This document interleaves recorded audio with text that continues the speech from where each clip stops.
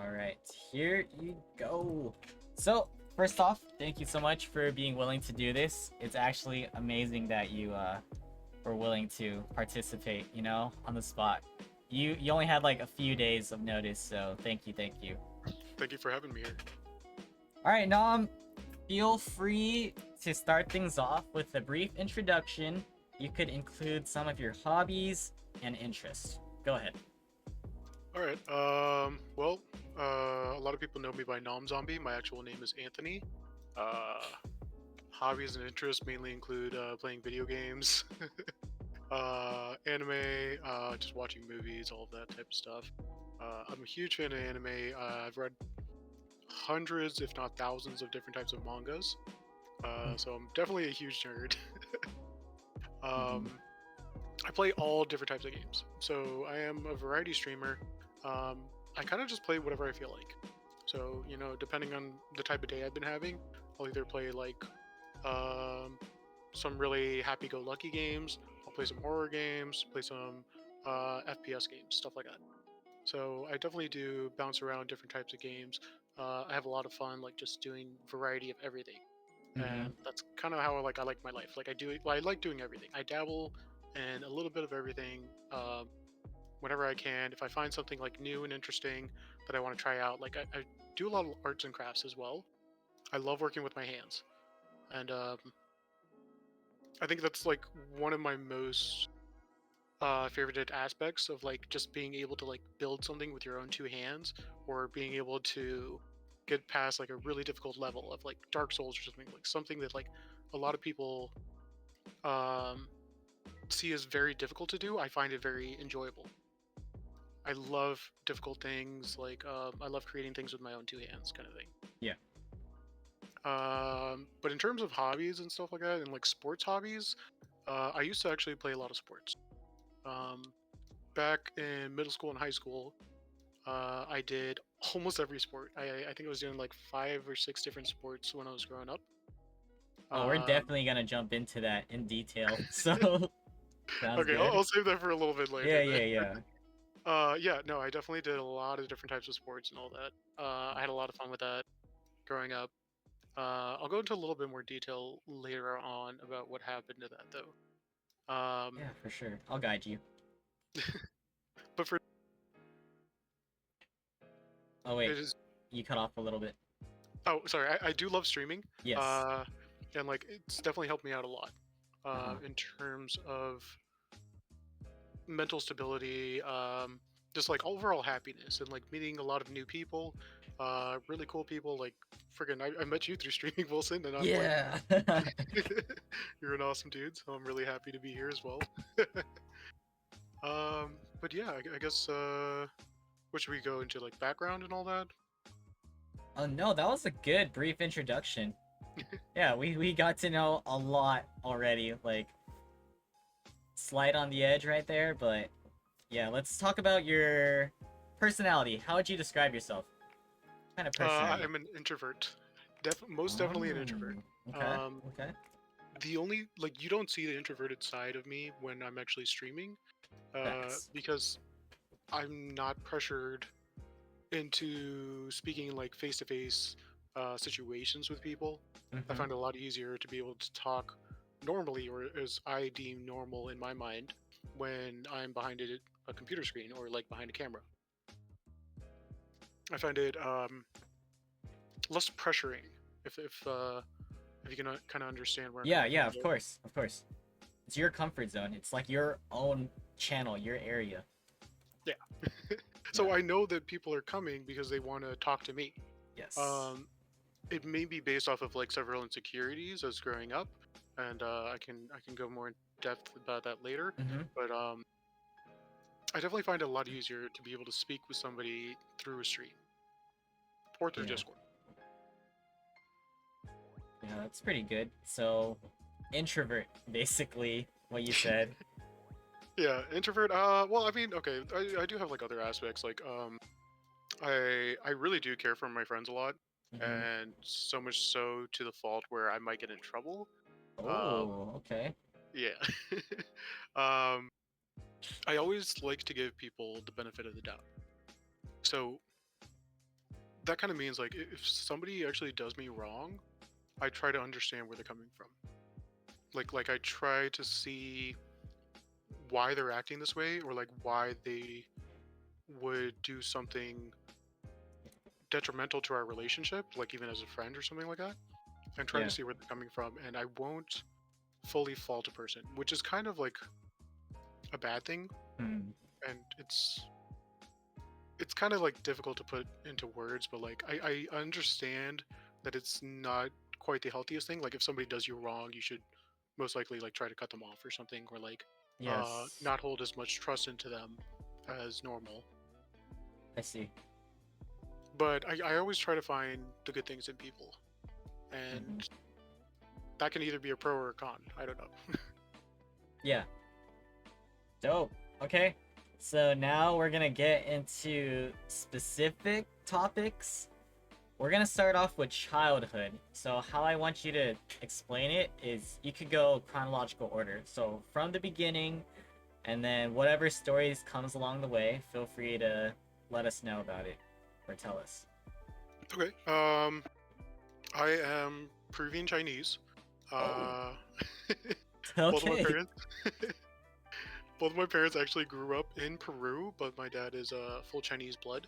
Uh-huh. Um, I don't know the exact background of why they're over there, but I know there was like some drama with like persecution of the Chinese, and a lot of Chinese people actually moved over to Peru. There's so much Chinese people, in fact, in Peru that they've created their own type of cuisine, which is called chifa. And chifa is like a blend of Peruvian and Chinese food, and it's so good. Oh my gosh. Okay. um, but yeah, growing up, so both my parents actually grew up in Peru, and so I was actually born in Oregon because my family was visiting other family in Oregon, and my mom was pregnant at that time. They couldn't leave Oregon because she was too pregnant to actually go back to Virginia, where the majority of my family was living. So I was actually born in Oregon. I stayed there for the first 3 to 4 years of my life, um, and then we moved over back to Virginia, where the majority of my family was. Well, my family in the U.S. that is. So basically, I grew up in Virginia. We grew up very poor though. Never really had a home, or like a place to call home. For like the first 5 years that we were in Virginia, something like that. It took me until like I was like 7 or 8 years old to actually have our own home. And so it was always rough growing up, but my family was always very loving and all that, very supportive of each other. Um, it was definitely very rough growing up. After a while, we finally got our own house. Well, my parents did, and we were actually 6 people living in a tiny house, meaning 1 bathroom and 3 bedroom for having like 6 people. That was my mom, dad, 2 older sisters, and my grandma. So we're all packed into this one little house. So waking up in the mornings was always difficult because you had to take a quick shower if you wanted hot water in my house. Oh my gosh. So I was happy. I was like always up really early, and like I would take super fast showers because having like 6 different people share a shower, you had to do that quickly when everybody had to go to work, everyone had to go to school in the morning. Um, so I definitely learned to be like efficient and all that, in terms of time management when I was young. Yeah. It was always really tough, but I mean, we were always like close knit because we had to be. Mm-hmm. There was nowhere else to go. But let me see. As a kid, I was very into the outdoors. I mean, I grew up. Okay, so I was born in '91. So I grew up without much internet, without cell phones, all that stuff. Yeah. Uh, so growing up, like I was always like running around outside, like doing whatever, going to the park by myself. Nowadays, it's kind of dangerous for kids to do that, which I mean, I'm sure it was dangerous back then, but like kids were more open to like going outside, like just like going on their own, and going on their little adventures and stuff like that. And that's what I loved to do when I was younger. Mm-hmm. Uh, what else? In terms of school, I actually I went to a Christian Catholic school growing up. So we went from being very poor to my mom finally finishing her master's degree. And after she got her master's degree, she got a really good job. And we were still living in the small house, but she was getting paid more, so she wanted to have us go to Christian Catholic school because they were very Peruvian. My mom is the Spanish side. My dad is the Chinese side, by the way. Um, so my family being like devout Christian Catholic Christians, they definitely wanted me to go to Catholic school, which was brutal. I'm not gonna lie, I hated Catholic school. Okay. Um,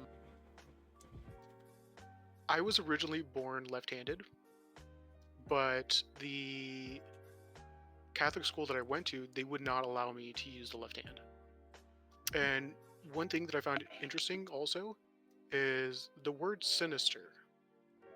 The definition of the word sinister actually is of the left hand. And the people at this Christian Catholic school that I went to, they didn't want me using my left hand because that's the hand of the devil. It's evil. It's like left-handed people are quote unquote evil.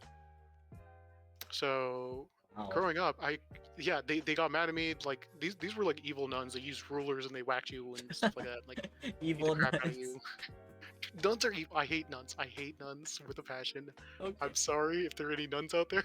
Like, I don't know if there's nuns watching Twitch right now, but um, I don't trust nuns. I'm sorry. I do not. I can't do it. I I'm no longer Catholic or Christian at all. I am currently agnostic, borderline atheist. Um, I hated going to Catholic school when I was younger. I ran into a lot of problems, not only because I was Hispanic and it was a predominantly Caucasian um, group of kids that I actually went to school with, but also because English was not my first language. My first language was Spanish. Um, so it was always very difficult for me growing up in like that type of scenery. But I did find my best friend there. I was always a chubby kid, and he was also a chubby kid, which made sense. Like we just found each other. We're like, yo, I literally walked up to my still best friend of today, and I walked up to him and I was like, hey, do you want to be friends? And it was like one of the cheesiest, like cutest Yeah. little things. Like I was like, oh man. But now looking back on that, I was like, oh my god, that's so cliche kind of thing. So my best friend's name is Daniel. I'm not gonna say his last name, but like Mhm. literally like one day at school, we were all in the yard like on break and all that, and I walk up to him and I was like, hey, do you want to be my best friend, or like do you want to be my friend, not even best friend? Yeah. And we became best friends basically from that day on, and he's still my best friend to this day, some 24 years later. Yeah. This is back in Virginia you met him, or Yes, okay. back in Virginia. Okay. So I only started going to school while in Virginia. Got it. Um, and that was first grade when I actually started in Christian Catholic school. So it was definitely very interesting. Um, I hated the Christian Catholic school, so I know all about like the Bible and stuff now and all that. But I was never one. I don't know. I was always skeptical. Um, I hated going to church and all that. Like, I didn't quite see the point of it, even while I was a Christian. Um, I was always like second guessing things as a kid. I've always had a very overactive mind, not even imagination, but like an overactive mind. Like I'm always constantly analyzing things, um, like rethinking what actually happens, reanalyzing all that, like all the time. And that's why I also kind of am or have a penchant for like drinking and doing other things because it helps slow down my thoughts since I'm always thinking a lot. Um, in school, moving more towards like middle school and high school, I was always either top of my class or in like higher level learning in courses like that. Even though I started off being in basically ESL, which is like, Yeah. you know, Language. yeah, I had a lot of trouble speaking English. Uh-huh. So even going from that point, I was always like in higher level learning classes in every single school, every single classes like I did. Um, in middle school, I was in the God, I forgot what they called it now, but I was in like they had like TOK, which is like theory of knowledge and stuff like that. Very higher level learning classes. Um, I took French. Oh yeah. For those of you guys that don't know, other than English and Spanish, I also speak French, Wow. and I took 5 years of French. 4 of those years being in higher learning French. One of them just being regular. So took French all through high school.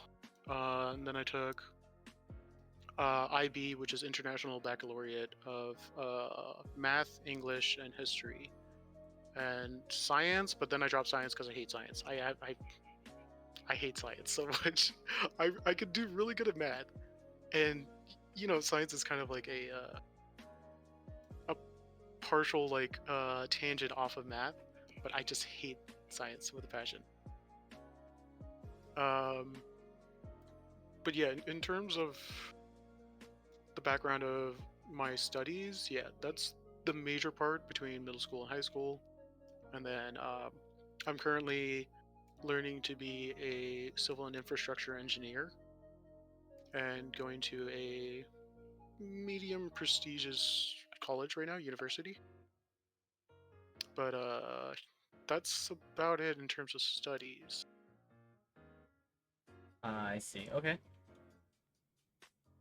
Um, so do you wanna, I guess, get in deeper about like your childhood life? I guess at this point you could include school, like activities, sports, how you were like as a kid, like the social aspects.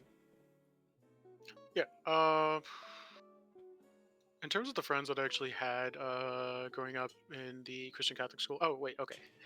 There's a big difference of what happened between first through fifth grade and then middle school and high school. Yeah. The reason being is because actually first through fourth grade I was in the Christian Catholic school, and then for the fifth grade they actually put me into public school. That's because we were running into some problems with money, stuff like that. Um, so they couldn't afford to have us in Christian Catholic school anymore. So I started going to middle school, and well, not middle school, fifth grade, because middle school is 6 through 8. But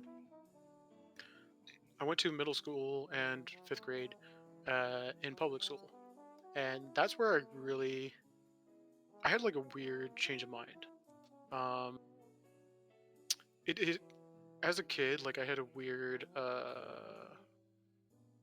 I don't know how to say it, but like I had a weird outlook on life. Being like, okay, these kids are all different from me. Like I'm very separated from like this type of group of people because I've been going to Christian Catholic school and that's all I knew. And then like the fact that the learning at a Christian Catholic school is much different from public schools. And this is something that I've noticed is like a huge discrepancy between what you actually learn in private school and what you learn in public school. Mm-hmm. Like the stuff that I had actually learned in private school in fourth grade was kind of like a sixth grade level of learning in public school.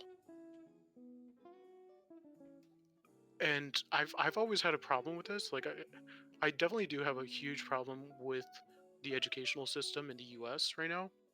It's not efficient in my mind. Um, it is also known to be archaic because we've been using the same educational system for the past I don't know how many years. I know that the United States educational system is severely inferior to some other countries, even third world countries. Um, when I go on to talking to friends from Peru or cousins from Peru, they have so much more knowledge about world events, about world history and stuff like that, that the U.S. does not even touch up on. Like, I don't know, like there's so much that we miss out on because of the U.S. educational system, and it's also so much easier to go further in life in our educational system than it is in other countries. Because I noticed how difficult it is for like Peruvians to even get into college. It's extremely difficult. But over here in the U.S., like you can have anybody like go into any university almost. It's Mm-hmm. very easy to get into. Whereas the screening method of other countries where they have like just a normal university is almost as tough as like Ivy League schools over here. Oh wow, good to know. Um, sorry, I went off on a tangent. It's okay. Where was I going? Okay. So yeah, so I transferred over from like private school to public school, and there was definitely a huge difference, but I definitely felt more at ease. Like I felt more laid back. I wasn't pressured as much to excel greatly because it was already things that I already knew. Like I think one of the biggest things that I also noticed was the the private school taught you how to study. The public school just told you to study. So when going to private school, like they taught you methods of learning at a higher efficiency than public schools. So I definitely noticed that like when I was learning in a public school, I was able to learn at a faster rate than a lot of other people because of the methods that were taught to me at a private school. I have a big problem with this because I've actually tutored people, and like now that I did actually grow up learning in a private school and then transferring over to a public school, I learn how differently people think and how differently people learn. And this has also affected how I have my outlook on the educational system in the US.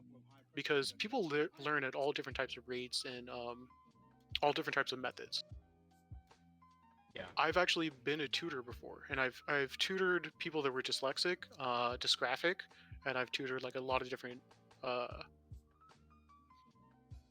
subjects and all that, different types of like math of all levels, stuff like that. Um, so I don't know. I hate school, but like it has taught me a lot. Yeah. I don't know. Uh, Let me see. What should I talk about then? I guess middle school life is I had a lot of fun in middle school. Mm-hmm. Um, because of that fact that like I didn't have to worry about my studies as much. I could like become my own type of person. And Yeah. then it was really in middle school and high school where I started expressing myself more. When you're going to a private school, you have to wear the same uniform every day. You have to do the same routine every day. You do similar homework every single day. Like you have a set schedule. Like it's everything is planned out for you already. And then in middle school, like you have a lot more freedom. And I think that's where like I finally started growing as a person, where I got more freedom to myself to be able to choose like what type of life I wanted to live, like what type of person I actually was. In the private school, I was a drone. Like I just listened to everything that I was told to do, did what I was told, went about my life. I was a sheep. I was the cattle kind of thing. But in middle school, like I finally grew out of that robot mindset kind of thing. Yeah. Um, I think it also helped a lot because when I was in middle school, they put me into football, and like now I'm gonna start going into like the sports and stuff that I all did. Mm-hmm. Um, so I was put into football, and I was able to express myself more. I was able to get rid of like frustration using football. Um, at first, I hated football. I hated it with passion. Uh, Mainly because I didn't like hurting other people. I was always a big person, and my best friend, he was actually like smaller than me. I've always been like somewhat chubby, like a bigger guy, like bigger build. So I mean, it was perfect for football, but like the fact remained that I hated hurting people. It was not in my nature to like hurt another individual. That being said, I was really good at football. They taught me they taught me one way to tackle, which was to actually sack. And when you're sacking somebody, um, you take your arms and you pull from under their legs, and you jam your shoulder into like their stomach, into their solar plexus. And I don't know why, but that's all they taught me how to do when I was younger playing football. Uh-huh. So I definitely hurt a lot of kids accidentally. Like I took no pleasure in doing that. Especially like I have this one moment ingrained in my brain where we were doing exercises in football, and it was team exercises, and we were doing our defensive side against the offensive side. And this guy was on my team too, which made it even worse. And I was like, I grabbed this kid from the legs and I like jammed my shoulder into him, and like he loses all breath. Like he was gasping for air, and I was freaking out. I was like, oh no, I'm so sorry. Oh Wait, man, how old were you?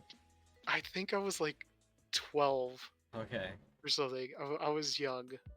No, not even. No, not even. I think it was like 11. I Hmm. might have been like 11 or 12. It was Pee Wee. It was Pee Wee football. They taught us.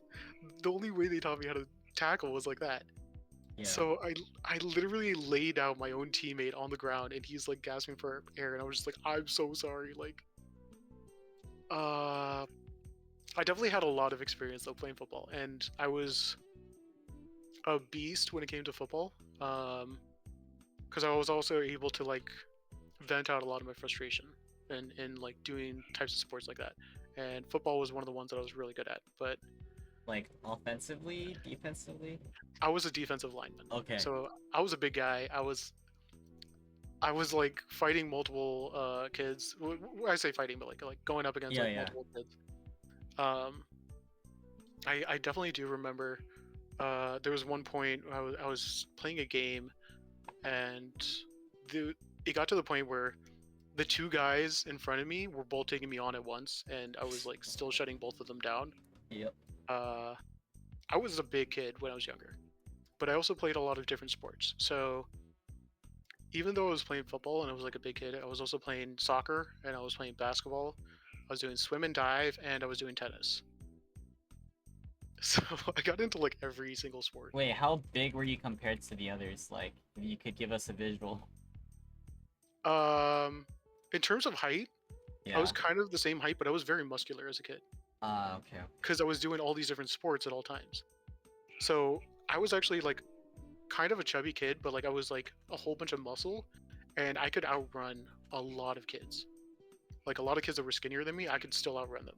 So I was a linebacker basically, and I also played basketball. I also played soccer, so I had like running speed, and then I did swim and dive, which works out every single type of muscle.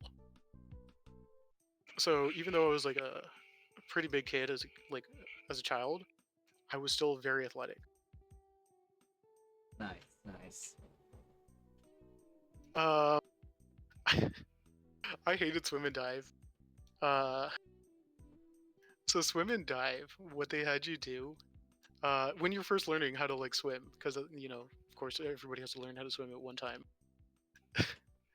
How they make you not be afraid of diving? I shit you not. Okay, Yeah.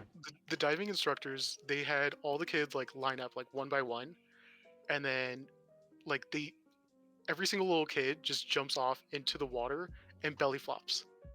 And they just have all the kids line up, and you see the kid like one by one going out, and they just belly flop. Like the next one goes belly flop.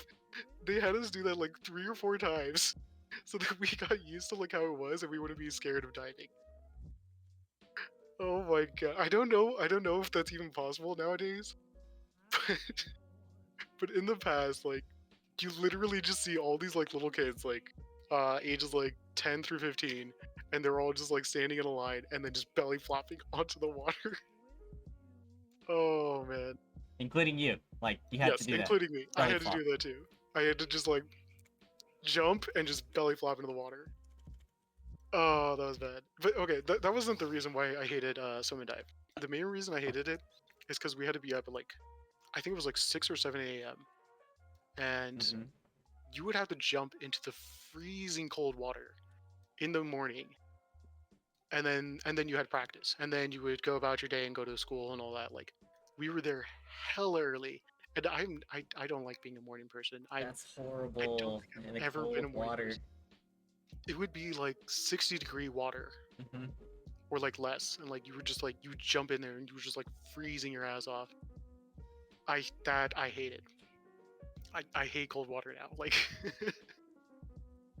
um, let's see what else.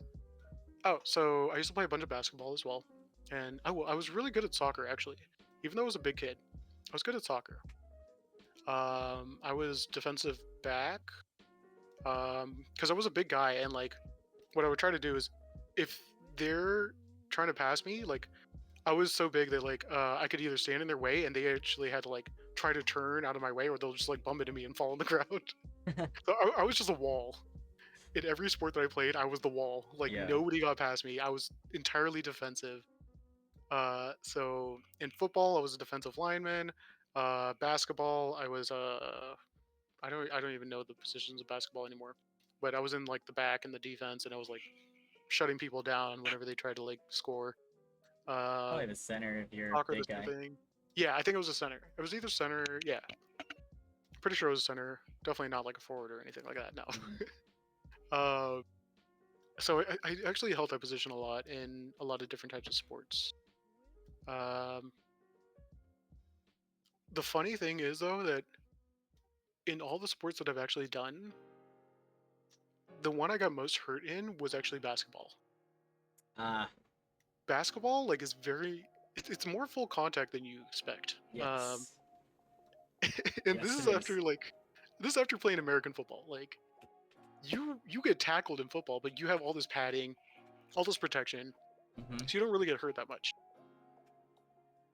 In basketball, oh my god, people are like running into you and stuff like that. Like you're getting checked all the time. Like basketball, I feel like you can get hurt a lot more.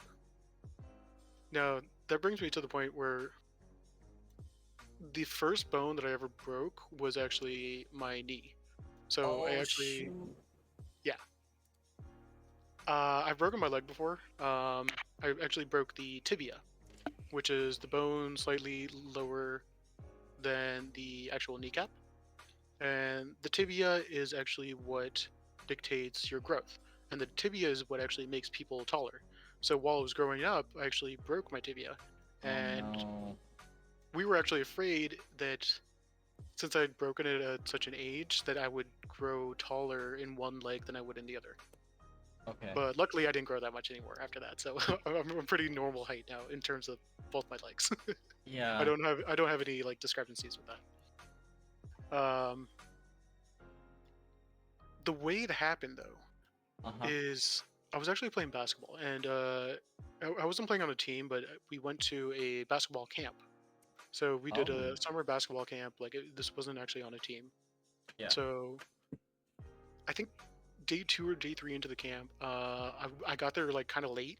Um, like I don't know why we were late that day. I don't quite remember, Hmm. but we got there like 15 minutes late, and everybody had already done their stretches, and we were doing layup exercises. And they're like, okay, just jump in there, go, go, go, do your exercises.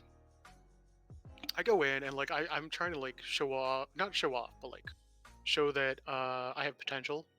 And like I go in really hard, really deep, the first layup, and I put too much pressure on my left knee going for the layup, and the bone just snaps.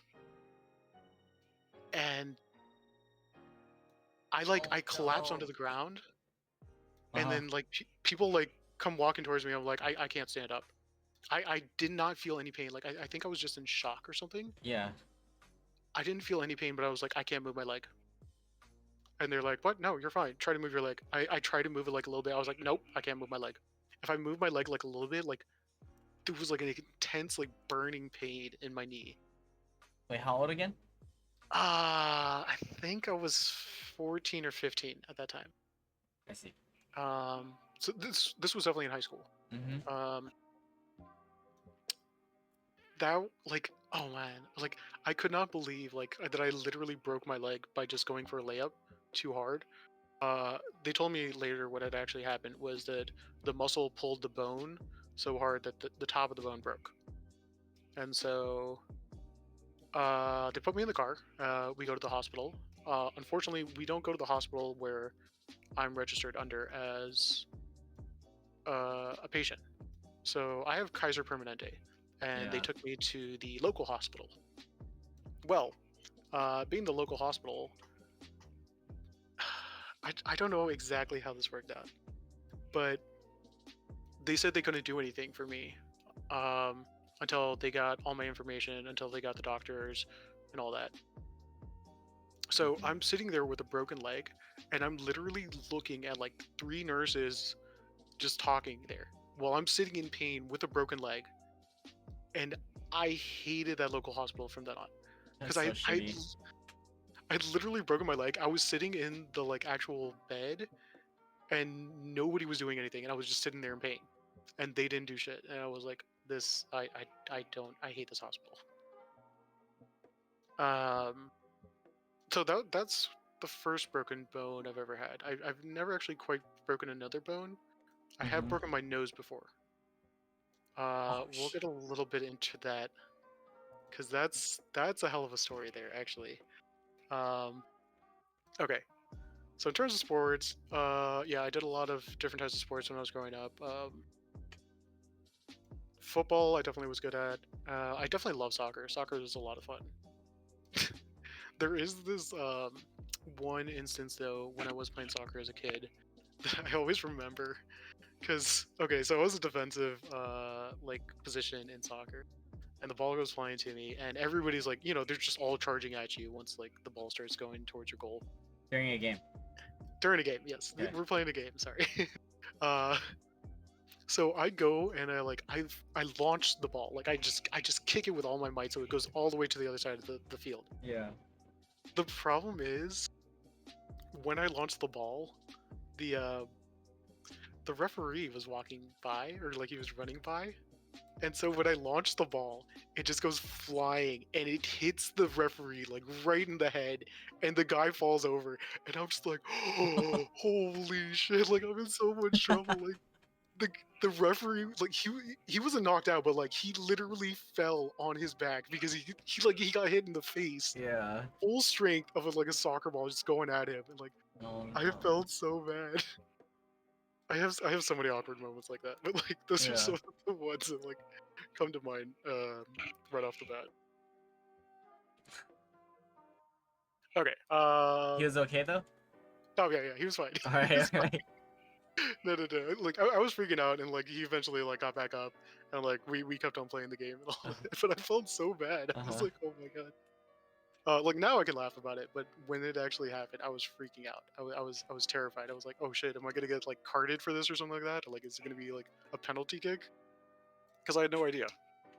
But no, it was fine after that. Let's see. That kind of covers it mostly on sports. I mean, I did go on to play mainly only football in high school. It was more so middle school where I was doing like all different types of sports and all that. Uh-huh. Uh, but I definitely did play some high school football. And Was your were your teams good? oh yeah, our team was good. It was actually we were like first in our division. Oh jeez. Uh, I don't think we actually won all the way to the championships. I think we got to the semifinals and then Mm-hmm. we lost or something like that. It Yeah, was for quite a while sure. ago. But no, we never actually did win the championship, but we were one of the strongest teams in our area. Yeah, And that's so cool. yeah. Uh, but yeah, no, I wasn't. I don't know. I was never like too proud of like my football career. I do have like trophies and stuff, Yeah. but football wasn't something that I like to brag about. Okay. Um, I definitely did have fun doing it and all that. Uh, I was able to release a lot of stress, a lot of tension. I was able to work out, get healthy and stuff like that. But it was never was never something that I was proud of Mm-hmm. to say. Oh yeah, Cindy. Oh, that's tomorrow, right? Cindy Oh my god. BDBG. Yeah. Oh my god, I'm gonna go watch that. 100%. Oh man. Oh, speaking of maid outfits, actually, I kind of have a stream coming up soon too. Is it with Kiki? I don't know if Kiki's still gonna do it. Okay. She told me to just go on and do our own. So I know that Savi is down. I don't know if you've met Hot Wasabi. Yeah, yeah, yeah. And another one of my friends whose name is Corey, he's down as well. And Corey's like a great guy. It's really funny, like how I met Corey. But Corey's gonna do the maid outfit with us as well. Nice. Okay. Well, that kind of makes it, kind of wraps it up for the sports. Like sports side. How did you area. get out of it? Like stop. Well, I was trying to focus on my studies a lot more. Okay.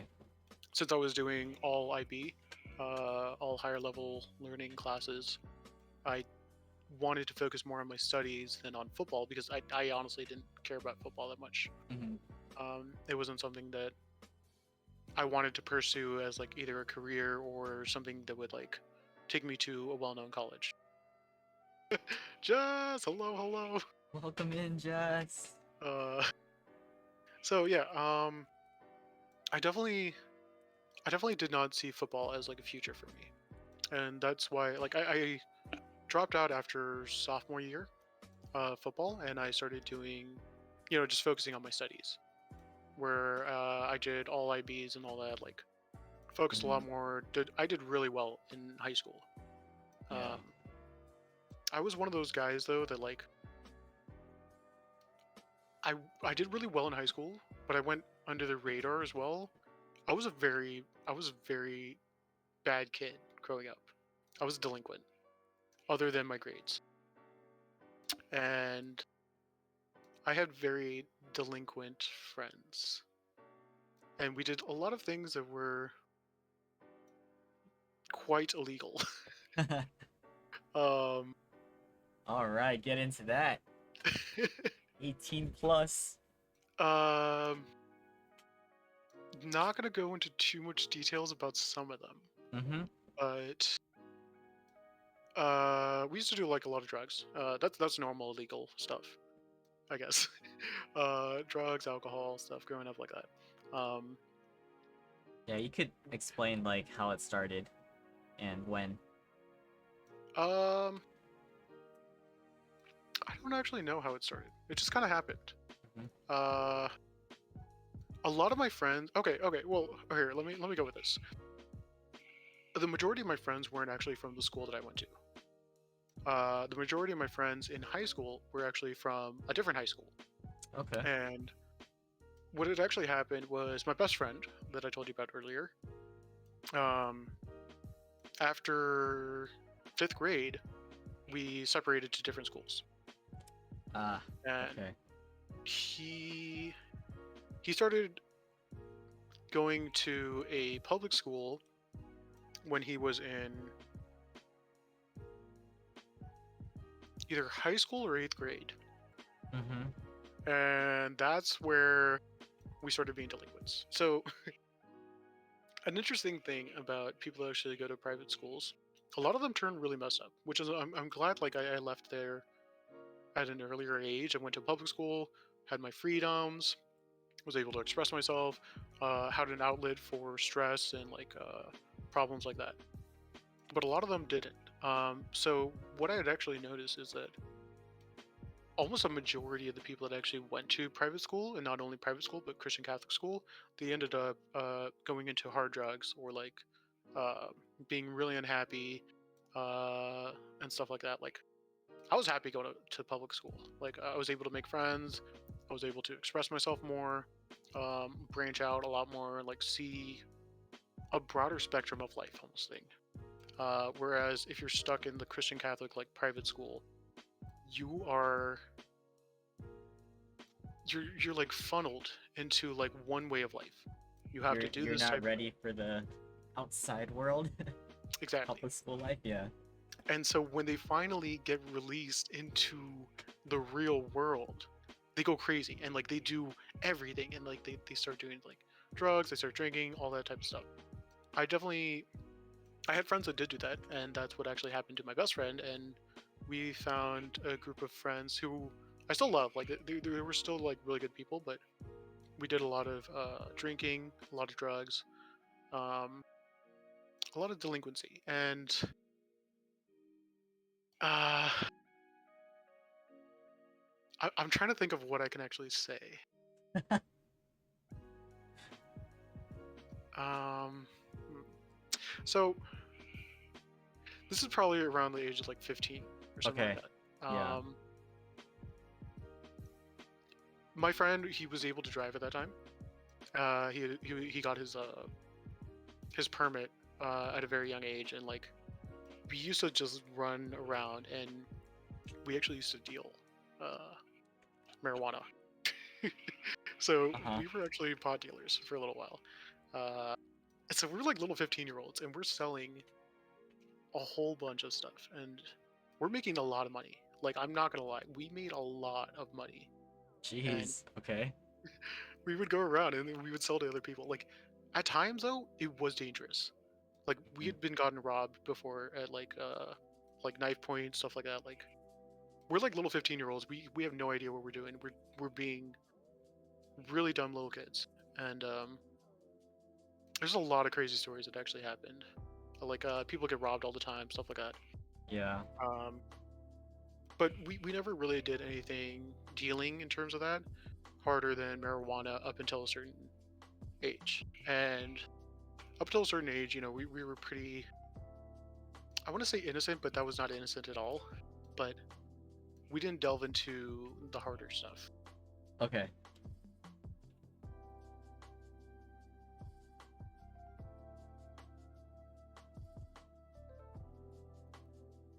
So what actually happened is after a while, uh, we started going into the rave scene. And the rave scene has, oh, Bandy. Mhm. um, the rave scene is just filled with a lot of different types of drugs. And that's kind of where my friend group like started going down a bad spiral. Um, most of the friends I don't talk to as much anymore, but like I still care about them. They were Yeah. still an integral part of my life. But this was around the age of like 17 through 19. Um, we were actually doing a lot of other stuff,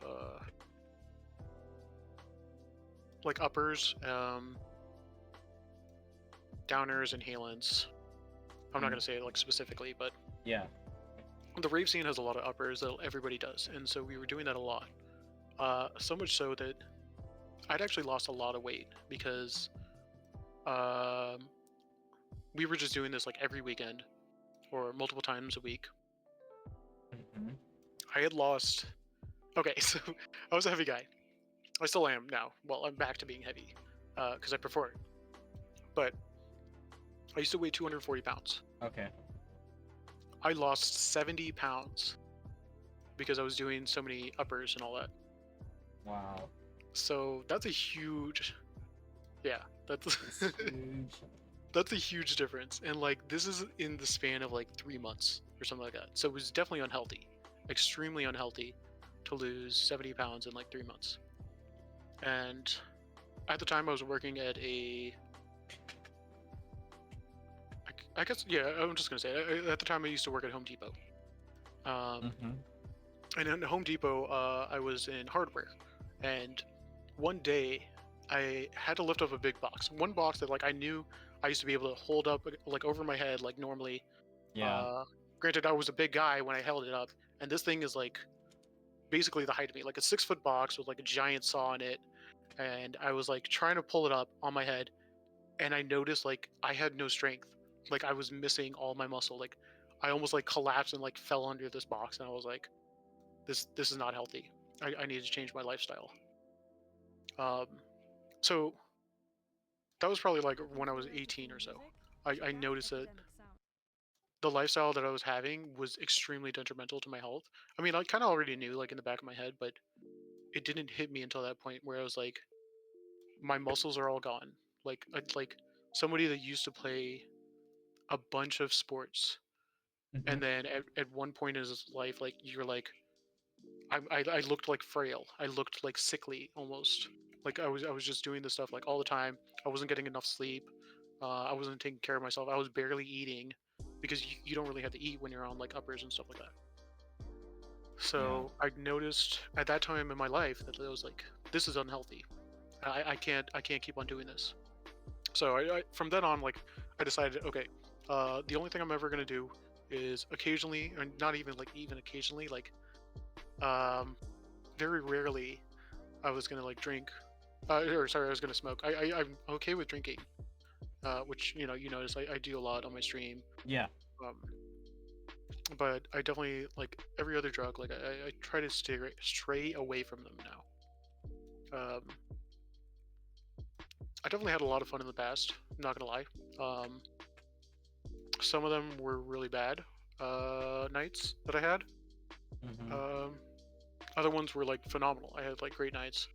I've definitely done like things like shrooms, acid, stuff like that, and those were really interesting. Uh, I don't know if you want me to go into that a lot. You could go into whatever, man. uh, okay. Like, this is your life. You tell us what you want us to know. Like, you don't even so, have to hold back. Just do your thing. okay. Well, we might go a little bit more into that later. That's fair. If we ever like jump back into that, because that's more just like drug talk. That's not really like Hmm. about myself or my life. Like, yes, it was a part of my life, and it was part of like some of my core years, like growing up. When you're a teenager, like 15 through 18, those are definitely like a lot of your memorable years that like kind of set in stone how you are as a person and all that. But I don't know. For the most part, yeah, I've partied basically every single weekend since I was 15 up until I was like 21. Wow. Yeah. One of the reasons though is because my sisters were older than me, and so they were like 18 when I was 15, and then I the other one was see. 17. Uh-huh. Um, so they're a bunch of 18-year-olds. They're gonna have parties and stuff like that. Um, there's some wild parties. I'm not gonna lie. Uh-huh. uh, my sisters were cheerleaders, and so we had.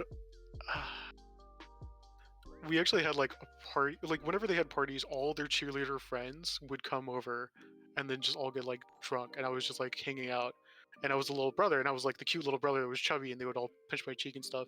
But there are Uh-huh. like all these like super hot cheerleaders that are like seniors, and I'm just like, I'm a little kid, I'm just like, oh, I'm having fun. Okay. So, so from an early age, I kind of learned to talk to girls, and Mm-hmm. actually learned to socialize more with girls more so than I would with guys, because of this reason. I was always like growing up, my sisters would always bring their friends over, and like I would talk to them all the time, and like I would just get used to it. And so I had some very interesting parties that happened while I was still in high school. Like, yeah, I'm not gonna go into it actually. Okay. We'll save that for another time, maybe. Um, Uh, okay. okay, you know what? I'll talk about the parties that I did throw though, because I used to also throw a lot of my own parties. With your Um, sisters too? Like, no, without my not sisters. invited? Okay. Because after a while, like we didn't like partying with each other, because Oh. we would like be ratchet and go make out with like other people, and like I don't want my sister seeing me make out with Uh-huh. some random girl and stuff like that, or like dancing on some random girl and stuff like. Yeah, we just like eventually we started holding like our own different parties, and like we would just like separate our parties and all that. I see, I see. A lot of the times, what would happen is when my parents would go out of town, we would throw ragers, and I'm talking like ragers, like we would have keg parties, and we would have like keg stands. We'd have DJs come in. We'd have like crazy lights going on. We threw some of the most insane parties. In high school. Yeah, in high school. Jeez. There was this one New Year's party. My parents were actually there because now they got used to us like throwing parties all the time. Oh. This was like the last hurrah. So what actually happened is we were building up my house, and we were changing it from a 1-story, 3-bedroom, like I said earlier, to a 3-story house. And before we ripped out everything, like we had basically just a plywood floor before we had put the flooring in. And we're like, okay, this is gonna be like our last big party. So Last big party, yes. we were able to just go ham. This was a New Year's party. Uh-huh. We had over 200 people come to our party. What the hell? We had over 200 people. We had 2 DJs, one in the front of the house, one in the back of the house. We had fireworks going off. We had so many people dancing. I shit you not. Okay, all of the walls in our house had this blue streak at hip level because of all the people dancing with blue jeans, just rubbing their asses onto the walls because it was so packed. Because everybody was dancing, everybody was going ham, everybody was drinking. We had so much alcohol in there. We literally had a blue streak going across all of our walls. I didn't think that was like possible. I was like, what the hell just happened? And your parents were there, you said? Oh yeah. My parents were there. What the hell? My parents used to be very conservative. Yeah. Until my sisters, quote unquote, broke them in. Yeah, it was more so my sisters are the reason why I was able to have such a wild lifestyle growing up. Now, Yeah, I of did have course. my wild lifestyle, but I was still doing really good in school, and that's what they were okay with. Oh, throughout the whole time. Oh yeah. No, I was Good stuff, doing good stuff. I was doing all delinquency and all that, but I was still doing great in school. Like that never affected my schoolwork. I was still very Wow. studious. Like I was like I was a good kid. I was growing up. Like always helped around the house. Um, Yeah. but yeah, no, we were bad little kids growing up. Um, and I guess that kind of brings me back to the other part of like where I would always do stuff for my friends. It would almost like get me into trouble. Yeah. There was this one day. Okay, so I live in a little town that is known as Little Koreatown. Like it doesn't actually have like Chinatown stuff where it has like all the structures and all that, and it's like Uh-huh. a part of a city, but it is basically Little Koreatown, and like we have over like 40 different restaurants that are Korean in the 1 mile radius or something like that, like Korean bars, restaurants, pool bars, stuff like that. Yeah. And there's like Korean festivals that go on here. Anyways, there was some drama between my friends, which were the Americanized, like first generation Korean people, and Okay. then the fobs. So this was none of my beef. This Mhm. was just beef between them. Um, the more Americanized Koreans, and is it appropriate? Like I feel bad saying the word fob. I mean, How that else should term I? has been used pretty often, so Is there some other way I should? oh no, non-Americanized? How else would you say it? I don't know. That's what I'm asking you. That's basically just go with it. Just go with Okay. it. We understand. I feel bad. Okay. 18 Uh, plus. We're mature. well, okay. So yeah, the non-Americanized, or the ones that didn't speak English as well as my friends, Mhm. they were going into some beef. Like it got so much so to the fact that they scheduled a fight, and they wanted to Oh. do 1v1s with like 3 different people, and of course there's something that's lost in translation. And so my friends and I, we go there, and I was just gonna look over, see if everything's all right. There, we show up with I think 6 or 7 people on our side, and they literally have 2 cars drive up, full with people. They had like 18 people jumping out of cars, and like it was just a mass of them. Yeah. And But you don't have beef with them, you said. I had no beef Okay. whatsoever. Um, basically, shit goes downhill. Uh, and I have 4 of my main friends that were having the beef. They started fighting like 6 to 8 people, Mm-hmm. and I see them. They're basically like getting their asses jumped. Um, only like 2 of them can actually fight. The other ones are kind of like small and weak. And I see them like struggling, so I'm like, Aw. oh shit. So, I think this was is in kind of end of fall. It was near the spring vacation, which was really good. I'll tell you why that was really good later on. um, so I jump in there and I see my friends getting beat, and I just start just like swinging on people, and like I'm doing like boxing style like fighting and all that. Oh Um, shoot, you got involved. and I'm literally fighting 3 people by myself because I'm a big guy, and um, like I said, these were smaller Korean gentlemen.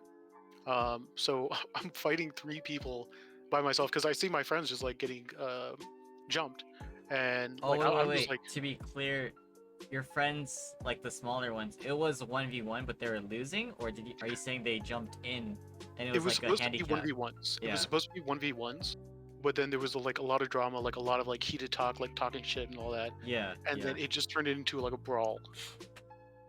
Yo, Mm-hmm. what's up, Fakes? Got um, it. No wonder you jumped in.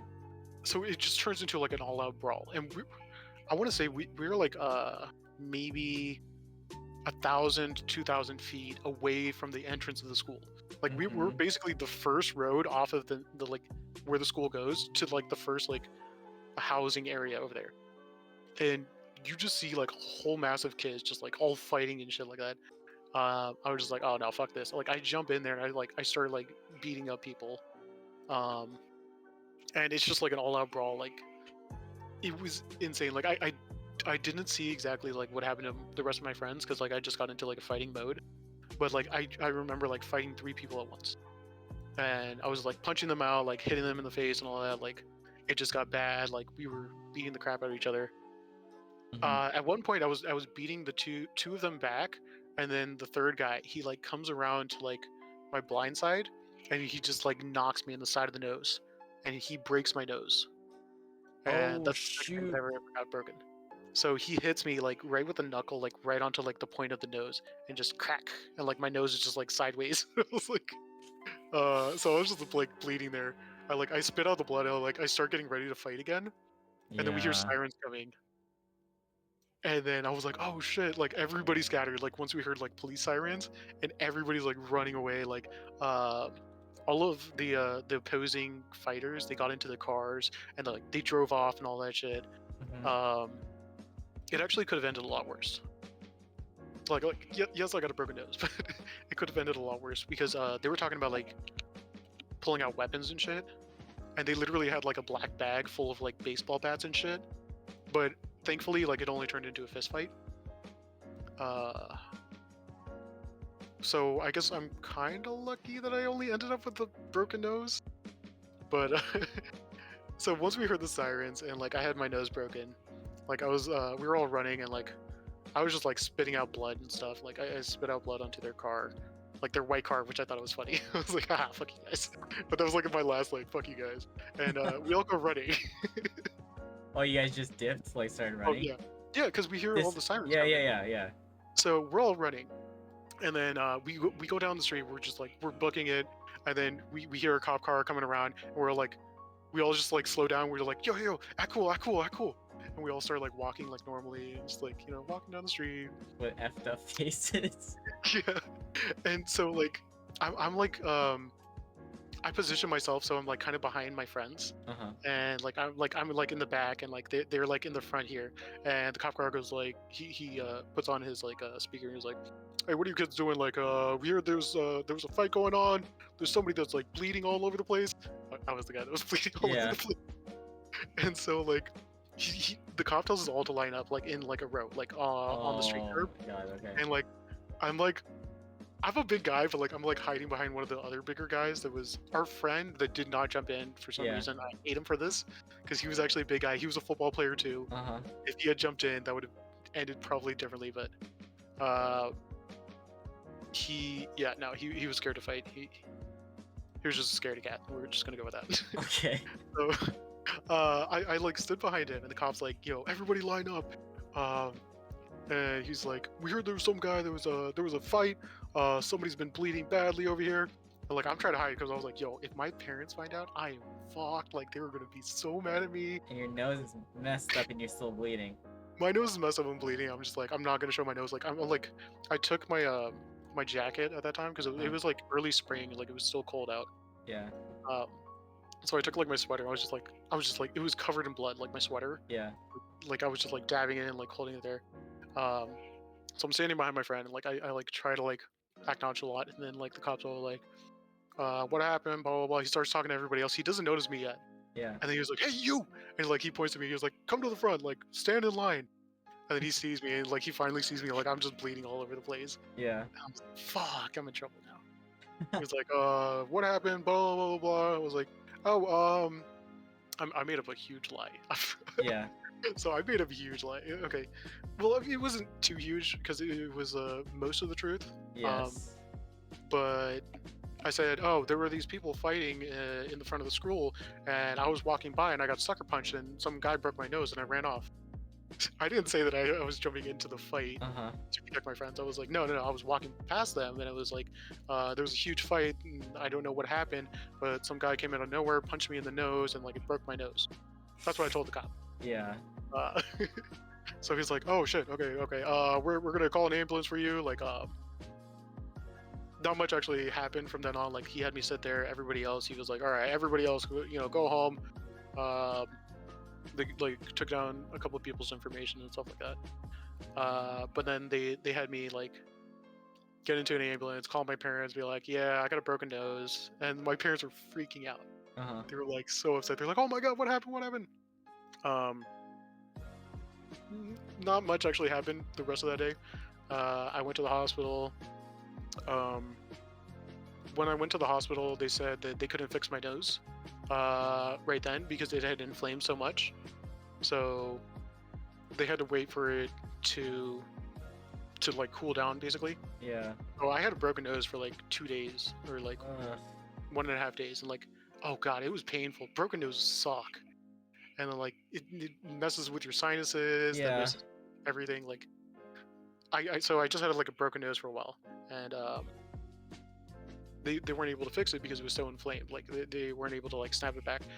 I was literally telling my friend, I was like, yo, should I just snap my nose back into place? Like when we were like walking down the street, I was like I was asking my friend to do it for me. I was like, yo, just pull my nose and like pull it back into position.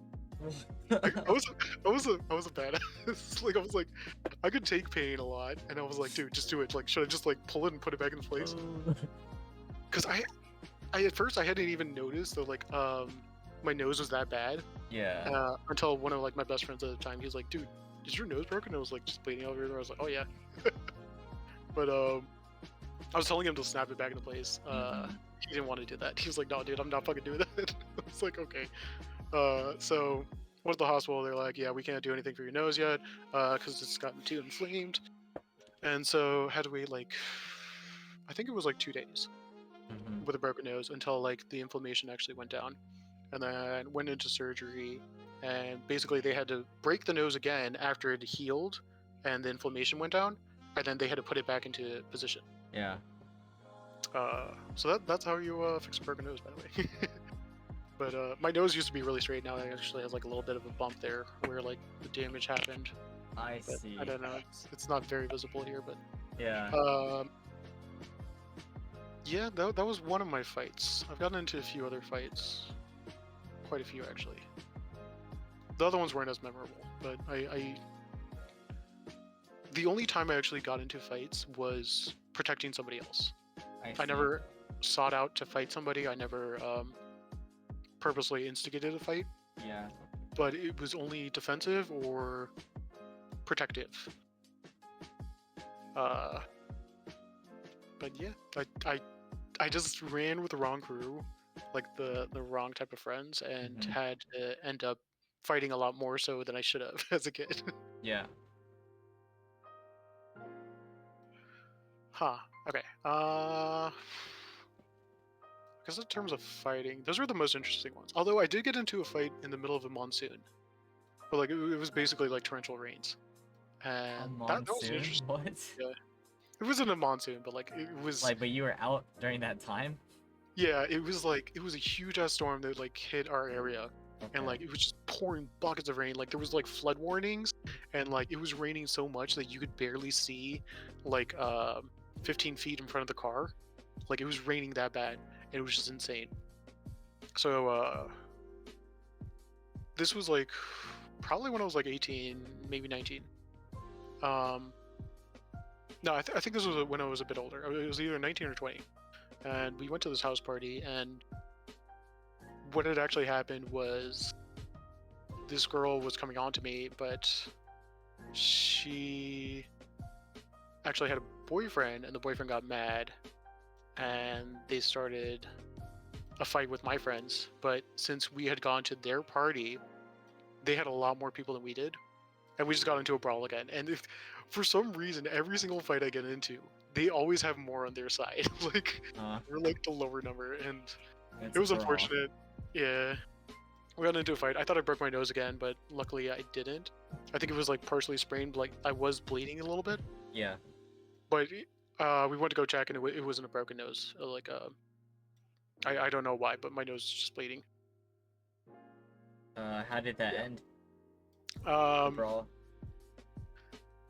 So at one point, okay, so I was fighting two other people, but there was a huge guy. Like he was bigger than me, and I was surprised. Like this Uh-huh. guy was massive, and so he was able to tackle me to the ground. Like he had me in like a power position where like uh he's kind of like sitting on top of you and just like pounding downward. Yeah. Yeah. So I was kind of like taking hits, but like I was so drunk at that time that I was like, okay, yeah, are you done now? Like I couldn't swing back at him that much, but like I was so drunk, like I didn't feel pain as much, I guess. Uh-huh. Or like maybe it's because I was so used to like being able to take a beating from like football and all that, and, like playing a lot of sports, getting into like a lot more fist fights also. Like I was just like, okay, are you done, dude? And then he was like, yeah. He gets off, and like we go about our ways. We're all talking shit to each other. I'm just like, you hit like a bitch. I'm just like, uh, so we go off. I was actually the driver, and like this is bad. Like don't drink and drive, kids. That's a very bad thing to Mm. do. So we drive away, and like I'm still bleeding all over the place. I hated it because like one of my favorite shirts got ripped and torn because like he was like grabbing me, like he ripped like half my shirt off, and I was like, oh damn it, I really like that shirt. That's the only thing I was really upset about. Yeah. Uh, but we drive off, and we actually get stopped by the cops. Again? Jeez. Yeah.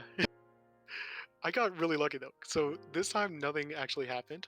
I was like, yeah, we were at a party, and these guys like they got into a fight. Like I made up the same excuse. I was like, Uh, yeah, I got punched in the face, and like I think my nose is like bleeding or something like that. I'm just trying to get home, officer. I want to get out of this rain because it was pouring. It was massive, like torrential downpours. Like um, we had like so many flood warnings, like severe thunderstorm warnings, and driving home it was like kind of difficult because like you could barely see anything. yeah. But Through the rain. the cops were just posted up at this major intersection so that like people would get home safe. He's like, get out of here, just go home, kids. Like we got so lucky because I had been drinking. I told him, I was like, oh no, I wasn't drinking. There was just a fight. Like my face hurts. Blah, blah, blah, blah. Like Mhm. he wouldn't be able to tell if I was drinking, even so, because like I was hurt and all that. So luckily we were able to leave. Like they let us go, fine. So I drop off all my friends at their houses, do all that, and then I go home. And like I sneak up to my room, like I go up to my bed, I go to sleep, Yeah. and the next day, like my parents are like, "Oh, hijo," which is like son in Spanish. They're Mhm. like, what are you okay? Da, da, da, da, da. Like, have you had breakfast yet?" And I was like, "Oh no, I'm fine, I'm not hungry." Like I'm trying to like hide my face, like not show my face as much as possible, Yeah. like not look at them.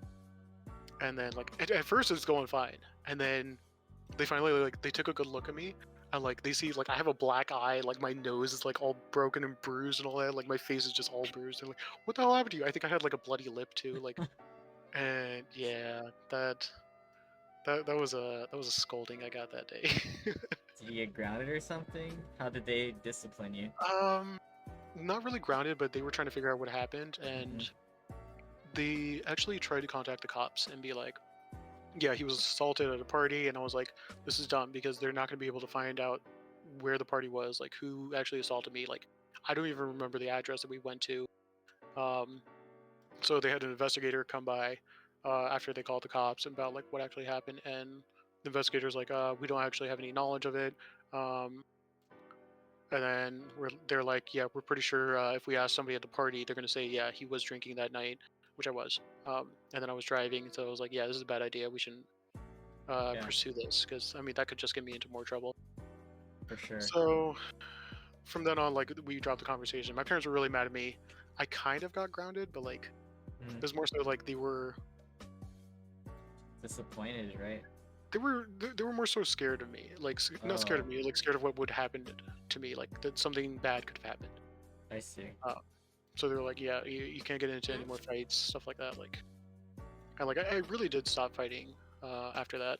I don't think I actually got into a fight since then. Were your parents ever aware of your like delinquent activities other than that? Other than No, the fights? nope, Wow. not at all. Not still to this day. Like even your, well, were your sisters like you too, or the other way Yes. around? Oh, Well, okay. they weren't getting into fights. Yeah, yeah, yeah. But, But like the some of the rest. delinquent acts and stuff. Oh, dang, are you drinking right now? Oh yeah. Um, well, just a little bit. Yeah, yeah. If you haven't noticed, I actually do have a very high tolerance, which Oh, is I noticed. Yeah. which is at the same time a blessing and a curse. So it's pretty nice to be able to like drink people under the table and be like, yeah, I can drink such and Mm-hmm. such amount without having it actually affect me very much.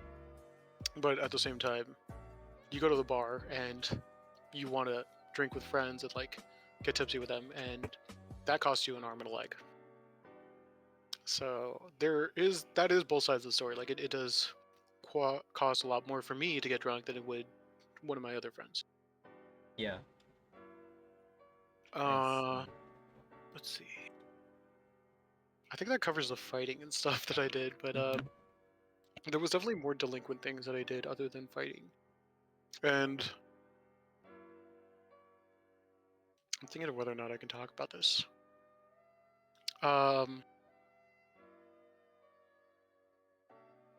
I'm just gonna say some people I knew at one point, uh, they stole a car, and I Okay. think that's the worst thing that we've done because that's Grand Theft Auto. Yes. Yeah. Okay. And what had actually happened is the people that I knew, they would try to break into cars that like left their doors unlocked. Mm-hmm. And Like in the neighborhood and stuff, or yeah, well, never in our own neighborhood. Um, but people that I knew would go to other neighborhoods where they knew there was like no cameras and stuff like that. This was like before like a lot more like the surveillance systems that we have now. Um, so it was a lot easier to do it back then. But basically, they would walk around the neighborhood, yeah. acting nonchalant, like trying to open up car doors, see if they were unlocked or not. And then they would try to like take stuff that were in there and all that. Well, this one time, they find this car and they open it up. They get inside. They start like looking around for stuff that could be of value that they could either pawn off and sell, or if they could actually like find real money in there and just take that. And they find that the keys to that car were actually still in there. And so they literally just took a car. And they I think they did joyrides for like a few days, but then they knew it was like pretty dangerous because like it's a stolen car.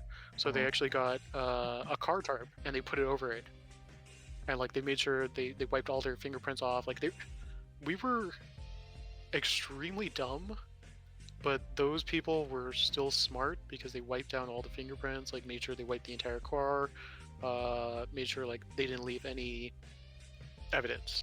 Yeah. And then they ditched the car on a random street. They put a car tarp, like a tarp over it, the car covers, Uh-huh. and then we just forgot about it. Eventually, cops found it. They got the car back. But that's probably the worst thing I think that somebody I've known has ever done. And they never got in trouble. No. We were extremely smart, but the dumbest people alive. Yeah. Yeah, I get what you're trying to say. Other than that, yeah, I just used to party all the time. Party like almost every weekend and all that. I don't find those days very interesting. Like I definitely made like a lot of friends. Quote unquote friends. Like I barely talk to most of those types of friends anymore. Yeah. But yeah, I had some fun times. I had some bad times. It was definitely a roller coaster. Going through all of that. You definitely get a good look into like human psyche and like how humans actually act when not only are you placed into a situation where you don't know if it's dangerous or not. Like if you go to a party, like you don't know if you could get jumped. You don't know if you can get robbed.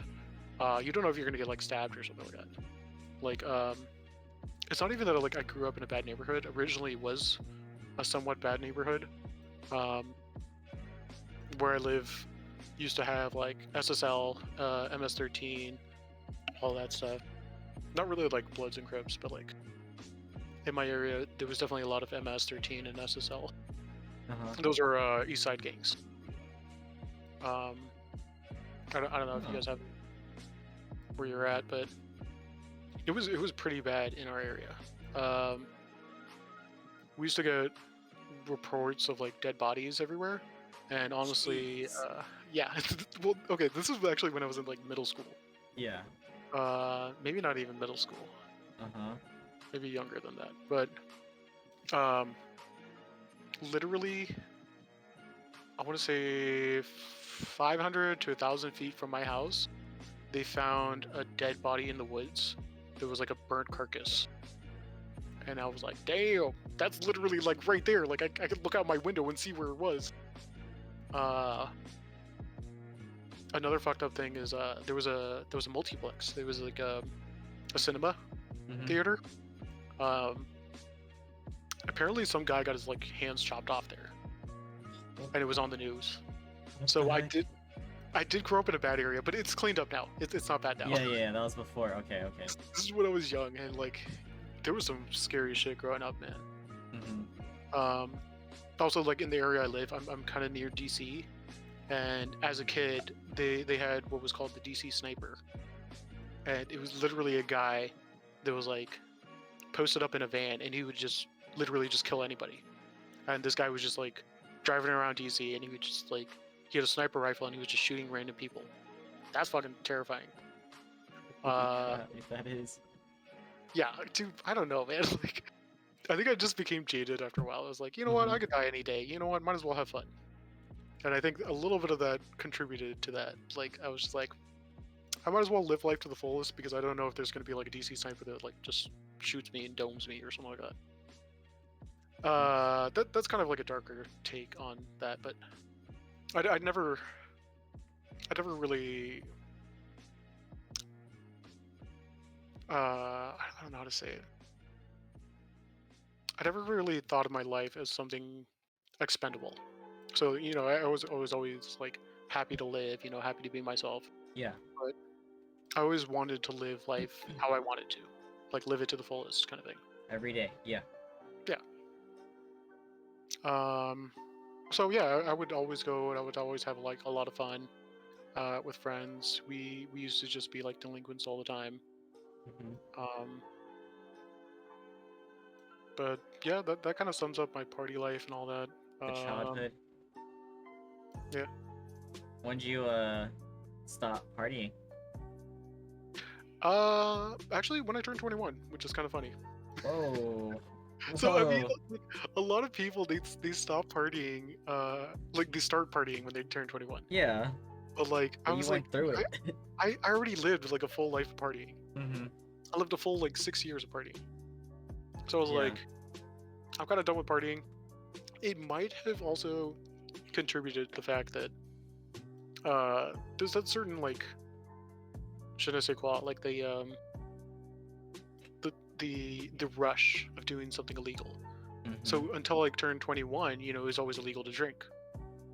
So there was like the certain rush that came with it, like, oh yeah, like I'm a bad kid, like doing bad stuff, like, Yeah. and I was just drinking, and I was like, once I turned 21, I was like, okay, I mean, this is legal now, so I'm just like, it's okay.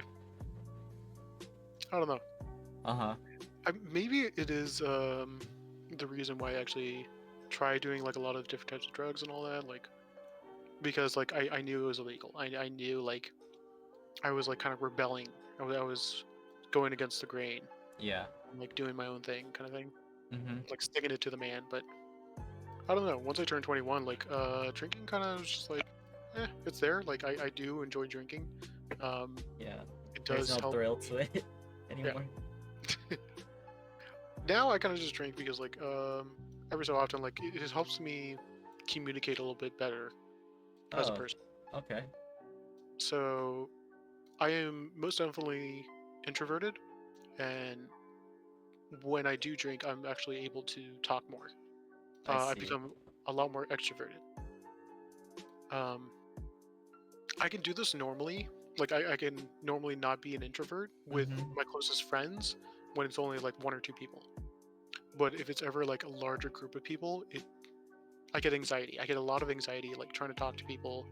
Um, I think that stems around the fact that English wasn't my first language, so I'm always very self-conscious of like how I speak or what I should say, how I should act, and all that. Like as a kid, always being like watched and all that, like how I dictate myself in front of others.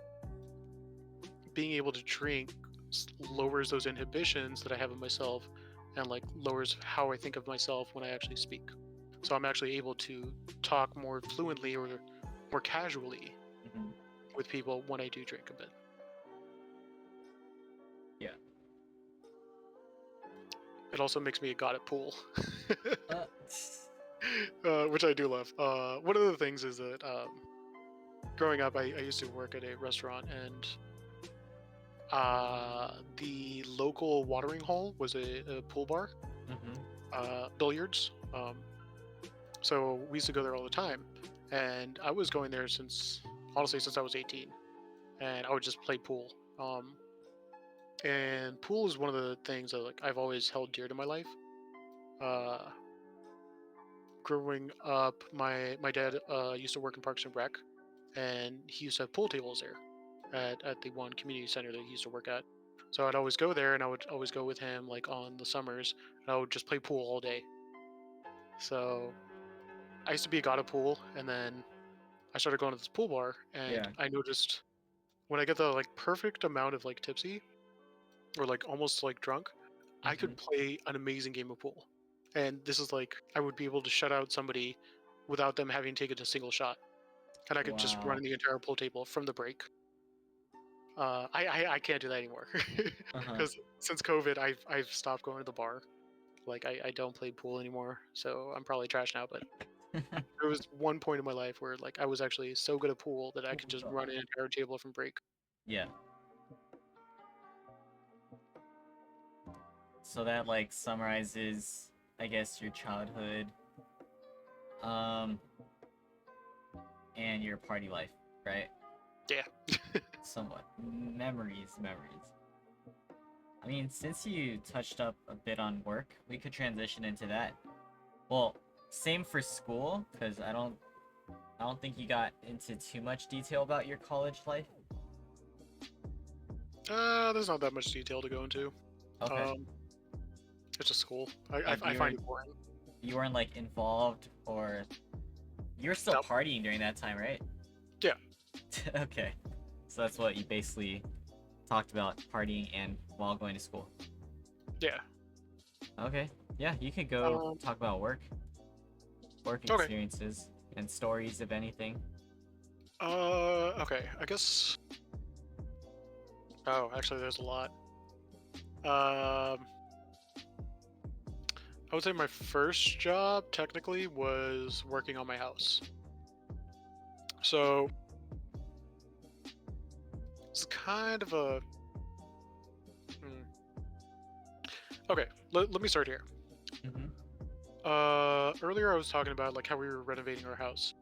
We were building it up, and that's why we threw the Rager, the big party with 200 people. Um, so what had actually happened was we had contracted my godmother's husband's. So my godfather's sister.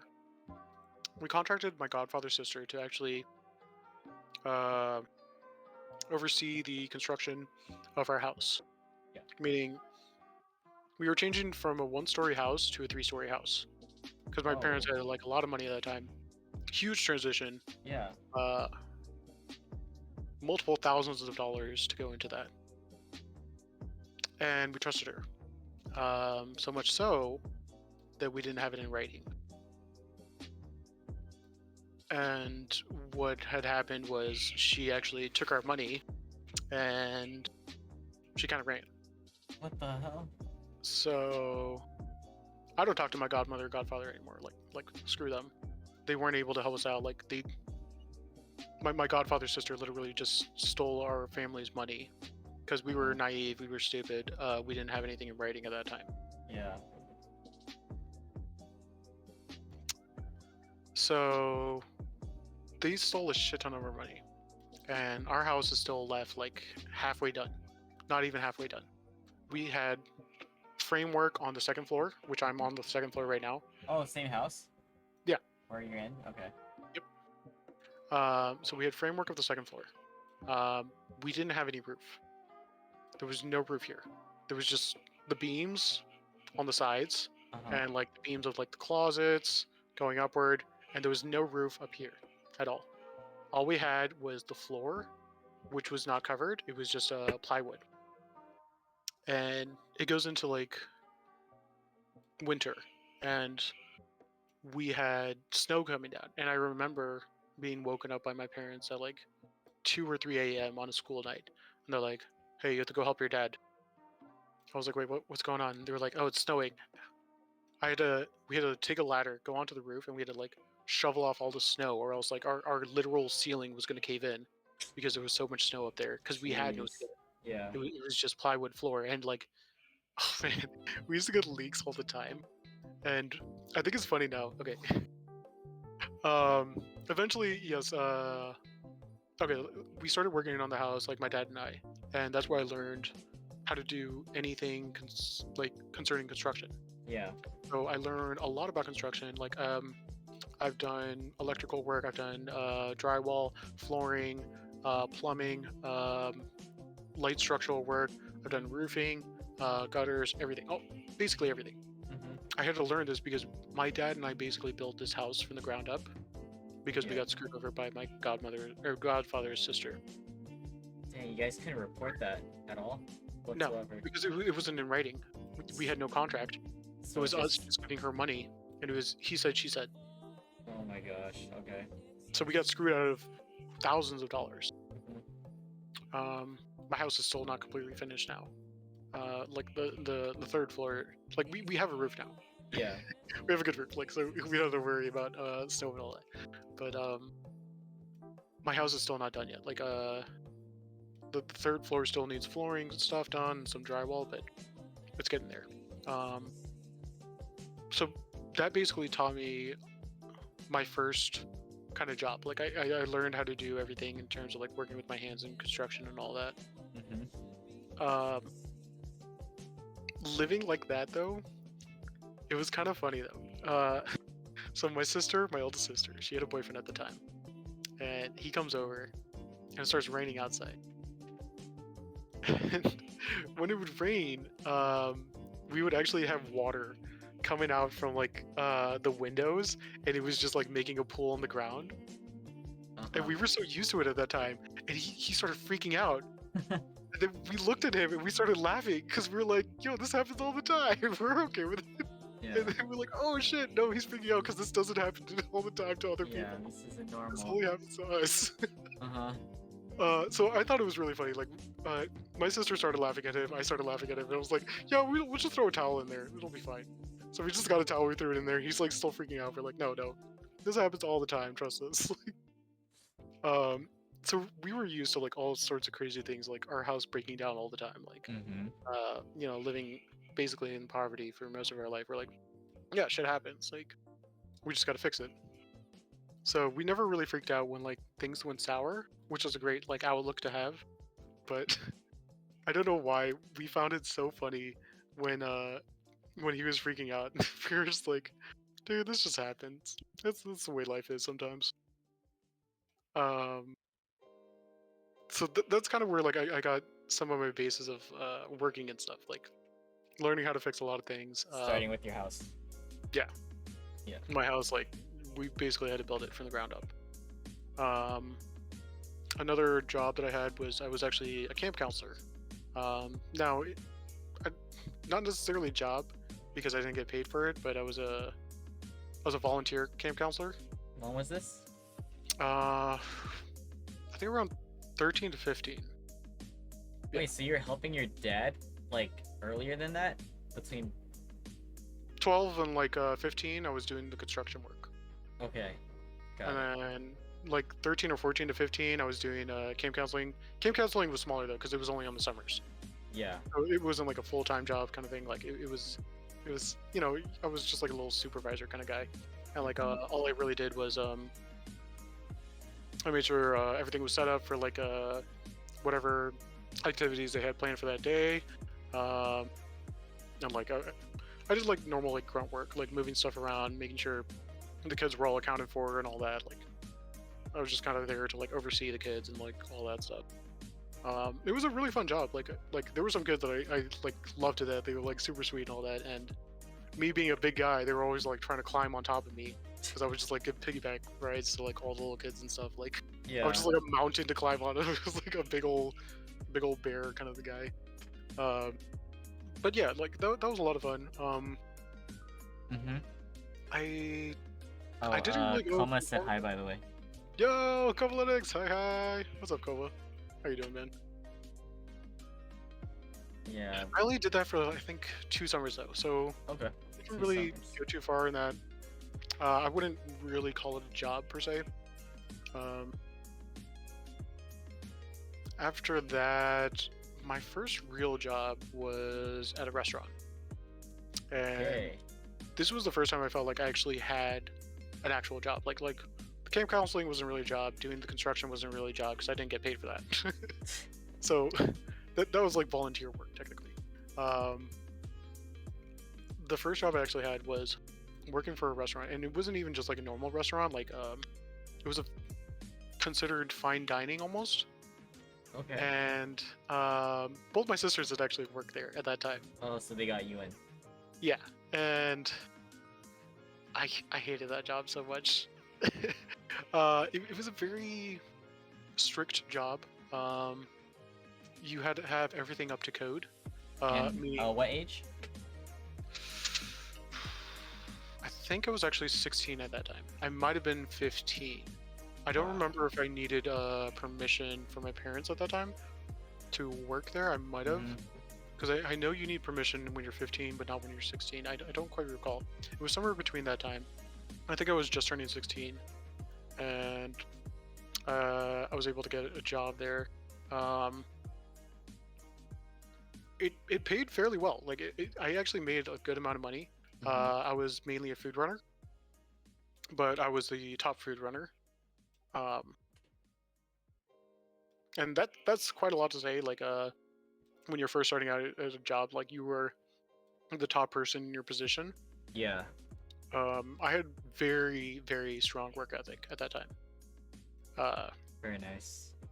I think it was because like I grew up like appreciating a lot of the smaller things in life, like when my windows don't leak rain and stuff.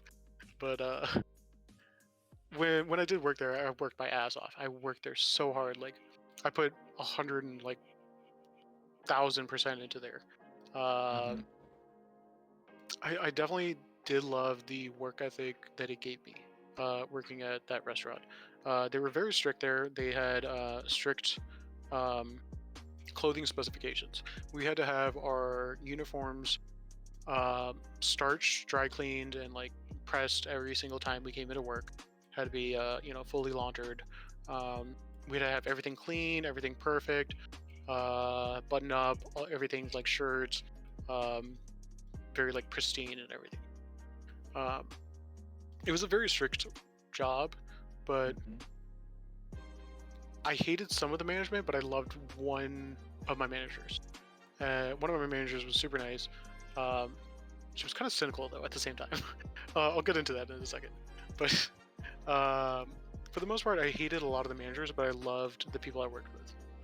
Yeah. Um, they were all also kind of insane.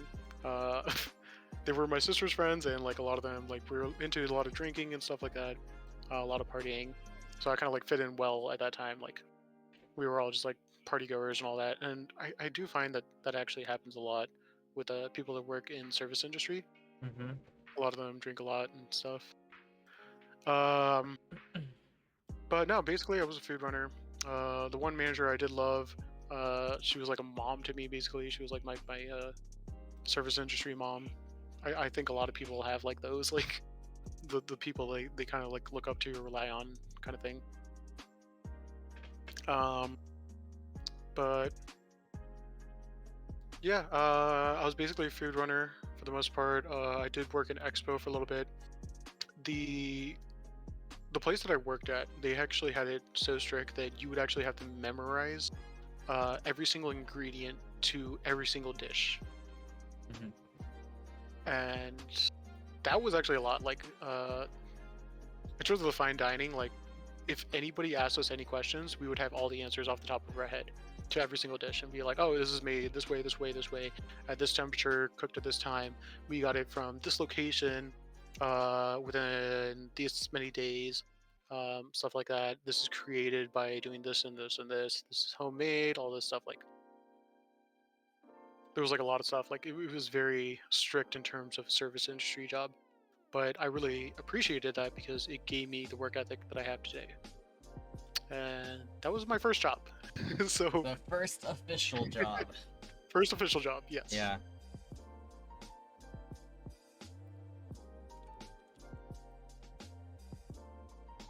My second job was that was actually the Home Depot one, and I really loved Home Depot, but I hated the management. The management at Home Depot is always horrible. I don't know why. I hate the Home Depot management. Uh, let me think. Okay, so I started working at Home Depot at 18 through 21, I believe. Yeah. Uh, I loved Home Depot a lot, but it was more so that I loved the people I worked with and I loved doing my job, Yeah. but I hated how management treated people there. They kind of treat people like trash sometimes. Yeah, the employees got it. Yeah. So the employees were amazing, but the management was horrible. And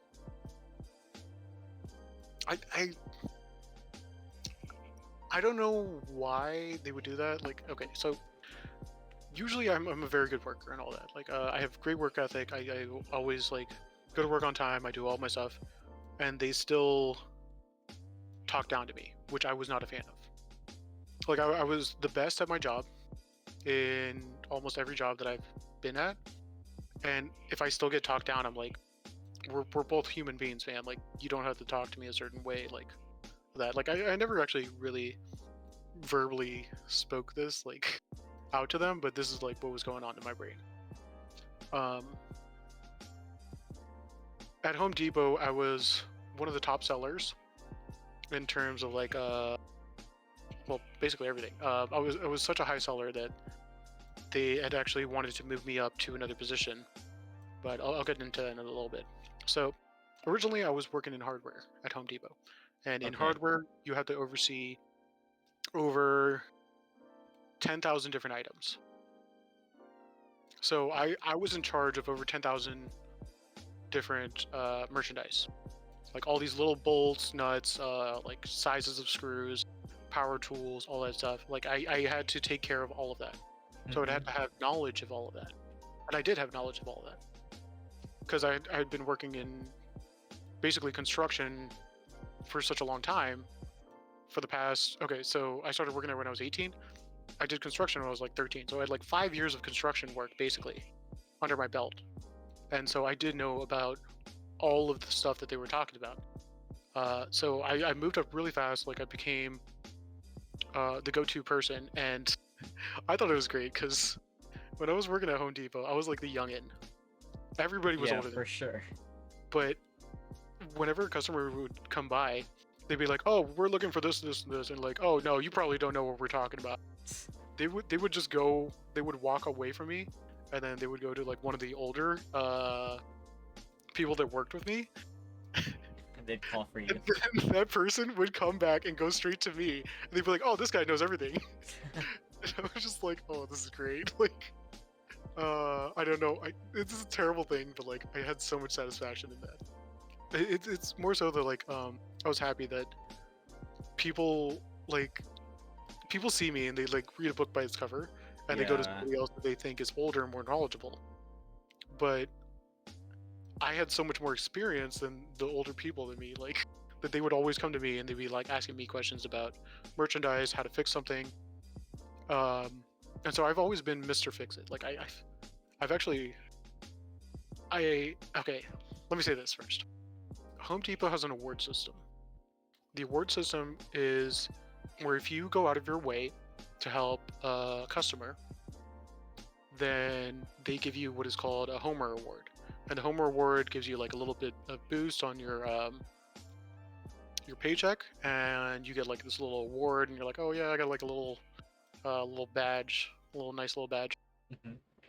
Well, after a while, once you get enough of those, you get a bigger award. I think if you get like 10 of those awards, you get like a big award, and that gives you a bunch more money. Anyways, um, I used to get those awards all the time because I would always go out of my way to like help people, and I loved Home Depot because of this aspect. Yeah. Like I was able to just like go into work, and I could just walk around and help people. Like I felt so much satisfaction of that. Like where people wanted my knowledge, like people needed me to help them like figure something out. Like I love puzzle solving, problem solving. I love working with my hands. Mhm. It was a perfect job, except for the management. I hated the management. Yes, yes. And a lot of the things I used to fix were like kind of random. I actually fixed a veteran's like World War II clock. I've never worked with clocks before, but like I fixed this guy's like his watch or something, and it had like World War II memorabilia on there, and I was like, oh damn. So like I took it apart, fixed the gears, and did all like a bunch of little work on that. And I was almost able to like fix anything. Like I love working with my hands and like building stuff.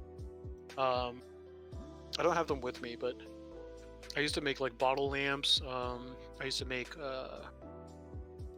voodoo yarn dolls. I've actually created an ocarina, like a like a Zelda, like an ocarina out of wood. I've built all different types of things. Um, so I loved working there, and like I loved being able to help people out and do that stuff. And it came so much to the fact that like I helped out so many people that I actually got so many awards that they gave me the top award, Mhm. which was like the presidential award. And I literally got like a handwritten letter from the Home Depot CEOs like thanking me. And I was like, oh shit, this is actually handwritten. Like this is not even printed. Like this guy actually wrote me an award. That's big. Uh, so that was really cool. And then they moved me from hardware, and this is where Ah. I hate. I was so happy, just like living my life in hardware, helping out everybody. They moved me from that position because I was such a good salesman. Mhm.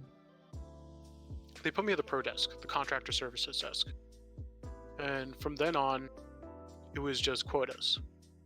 I had to sell this amount of money. I had to do this amount of credit card signups. I have to do this amount of phone number calls. I have to talk to this amount of people, do certain like amount of things of like emails and all that stuff. That I hated. I hated working for a quota. Like being forced to like I guess like cold call people. I hate cold calling. Cold calling is it's I don't know. I mean, you know what cold calling is, right? Like you just have to contact them out of nowhere. Yeah, Or and then be like, yeah, you have to well, do somebody that's actually this. on our call list, Mhm. we're like, oh yeah, would you guys like a credit card? Blah blah blah blah. Calling you if you're interested in starting up a credit card account, pro services account, stuff like that. Like, I hated doing that You were stuff. forced into this. Yeah, You probably I got a lot of negative responses. yeah. I mean, I just hated it. I don't know. I hated working for a quota. Like, I would get yelled at if I didn't meet the quota, and I was like, I was so much happier at like hardware, where I was just doing my own thing, having fun, helping people. Like on the service desk, like yes, I did get paid more. I had more of a solid schedule, but like I just felt like I was a drone again. Like when I was younger, like I felt locked into a place. I also felt locked into a place because you couldn't even leave the pro desk. You were not allowed to leave this one little section area. Whereas before that, I had all of hardware where I could just walk around, help people, clean up stuff like when I wanted to, Mm-hmm. do whatever I wanted, kind of thing. Like I had more freedom, and I think that's one of the problems. Like I I need my freedom, kind of thing. Like whenever I'm working, I don't feel as efficient unless I actually have kind of freedom to work with. Yeah. So I hated that. Eventually, I left that. Then I So, went to wait, how long was your like the span working at uh, Home Depot? 18 to 21, I believe. Oh, that's pretty good. Yeah. Yeah, it might have been 22. Okay. Yeah, I was there almost like 4 years. Like through college too. Sure. Yeah. Um, After that, I worked for I guess you could call it a music venue. It was called a theater, Mm-hmm. and they would have events like um, weddings. They would have bands come in there, stuff like that. Comedy shows, bar mitzvahs, and that place was horrid. That had even worse management. I usually okay, so I usually get along with a lot of people, but that management, like our manager literally had like come from the military, and he's just used to like putting down people because that's what happens in the military. Like I don't know. He would always call us dumbasses, and like coming from a place where I used to work at, where um, I was one of the top sellers, coming from a high school where I was like top of my class, and this guy was just like constantly calling everybody dumbasses, like just putting everybody down. That's some really bad management right there. Yeah.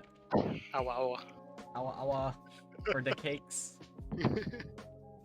um, so yeah, no, the the music venue place I really hated. I definitely also met some of my favorite people in the world, like some of the other employees. Maybe I do just get along a lot better with employees, but like there were certain managers that I do love from my Okay. past. But for the most part, the higher management above those managers, I've always hated. Um, they just have not done a really good job of overseeing, or I don't know how to explain it. I've had one job where I really did love the upper echelon of managers, or like the owners. Mm-hmm. And we'll get into that in a little bit, but Yeah. every single job that I've listed so far, I've hated the managers. Yeah. Um, and this one in particular, it was a music venue. I was a cook slash barback. And being a Okay. barback, you made a shit ton of money actually. So I made a good amount of money barbacking there. But I mean, being a cook, it's very meh. uh, the cooks there actually made a lot more money than the food runners. Um, and I was basically a burger flipper. So I worked the grill, I flip burgers. Um, so I've definitely been on like a lot of different types of jobs, Yes. but that one, I did have a lot of fun when I was actually bar backing because I love the bartenders there.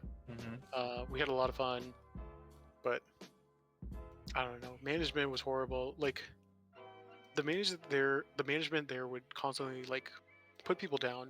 Um, they would constantly be like scolding us for things that were out of our power, kind of thing, or like things that we didn't do. Um, it was just a rough job, and it was at this job that I actually worked the longest shift of my life, which I believe was 22 hours. Might have been 21. Wait a second. That's Yeah, insane. What the heck? that's illegal. Yeah. It's illegal. Did you at least get paid? Yeah, and funny thing is that was actually the last day I worked there. Oh, Yeah, and not by my own choice actually. So I got fired after doing like a fucking 21-hour shift. wait. Why would you get fired? Weren't they the ones to like hold you for that long? Yeah. So somewhere in the time of that 21-hour shift, Yeah. we left out a slab of meat, and then the higher boss shows up. Uh-huh. The meat had gone bad because we weren't paying attention, dude. We had worked a freaking long ass shift. Yeah. Somebody had forgotten to put that meat back in the freezer, and it was out all day, and it went bad. And then he was like, "Yeah, this is unacceptable. You guys are fired." And he realized that you guys were doing a 20. Oh yeah, no, he knew. Oh, what the heck? They scheduled it for some reason. Okay, so That's trash. what had happened was we were scheduled to host a wedding in the morning, or like Okay. a wedding reception. Sorry, wedding reception. So we had to be there at I think like 4 or 5 a.m. Um, I think it was 5 a.m. So I had to wake up at like 4 a.m. I had to be there at 5 a.m. I got there. We started setting everything up, um, set up all that shit, and then later that day, this was a Saturday, and on Saturdays on that certain day of the month, we had a uh, we have a 70s night. Uh, so we have a bunch of 70s theme. It's like one of our biggest nights, like our biggest crowds. Hundreds of people like show up. Like the place gets packed. People just drink shit tons. Like there's like literally like the floors are just sticky from like all the liquor and stuff that falls on the ground. Mm-hmm. I fucking hate it. So we get there in the morning, started like 5 a.m. or something like that. Yeah. We go through the entire reception and stuff like that. We're tired because we normally don't even wake up at that time. This job normally had evening shows and not much in the morning. So a Okay. lot of us weren't even used to it at that time. We do that whole thing. We're already tired as fuck at that time. We get maybe like an hour to sleep on a nasty ass couch because it's a fucking drinking venue. Like it's a party venue. People just go to their party. We had the reception there, so half of us are like sleeping on like the floor or something like that. Hello, sleeping. So it was brutal. We get to sleep maybe like an hour, maybe hour and a half, and then we're like just back at work again, and we have to start setting up for like a huge long ass night. Um, I had to bar back, which is like one of the tiring things. You're literally like going up and down stairs like nonstop because it's like a 3-story venue with like music and stuff like that, and it has like a whole like amphitheater kind of feel to it. Yeah. Uh, so we had to go downstairs, which is where we have all the alcohol, all the kegs and stuff, and we're literally like carrying kegs upstairs, like on our backs, and like we're running up like cases of beer. Dude, oh my god, there was just so much running. Like my legs were jacked from working there because I was just carrying like multiple cases of beer all the time, Yeah. running around as bar backing. So that was the busiest night that like we actually have during the months. That was your And last night too. yeah, so we close at 2 a.m. When Okay. that happened, but people don't necessarily leave at 2 a.m. So you have to stay. Yeah, so we had to stay, and we were there until like 4 a.m. or something like that. And like people don't leave until like an hour later at least, and then we had to clean up everything, and everything's just nasty there. I hated it. Like you smell like rancid beer all the time when you're there. Like, oh god, it was bad. But that's why I said like it was basically like 21, 22 hours because we did get like an hour or two to sleep in between. Uh-huh. But we didn't get out there until like 4 a.m. or 3 a.m. the next day, and we had started at like 5 a.m. It's horrible. and then we got fired. And so my friend and I were pissed off, and we took some souvenirs. Let's go with that. Yeah, yeah. Okay. Yeah. But yeah, no, I hated that place so much because of the management. I can't believe that they actually had the gall to like fire us after like a 21-hour shift. For real. But yeah, that was the second to last job I've had. The last job I recently had, I loved. Okay. I love the management. Some of the best management I've ever like met by far. The only problem was that it was really stressful what my job was. Mhm. So it's kind of like reverse now. So I used to love my job at every single other one, but I used to hate the management. Yeah. At this job, I love the management, but I hated the job. Uh, which is kind of interesting. I don't know why, but now in retrospect, like looking at it, it fascinates me. Okay, Mhm. so my recent job was actually in service industry as well.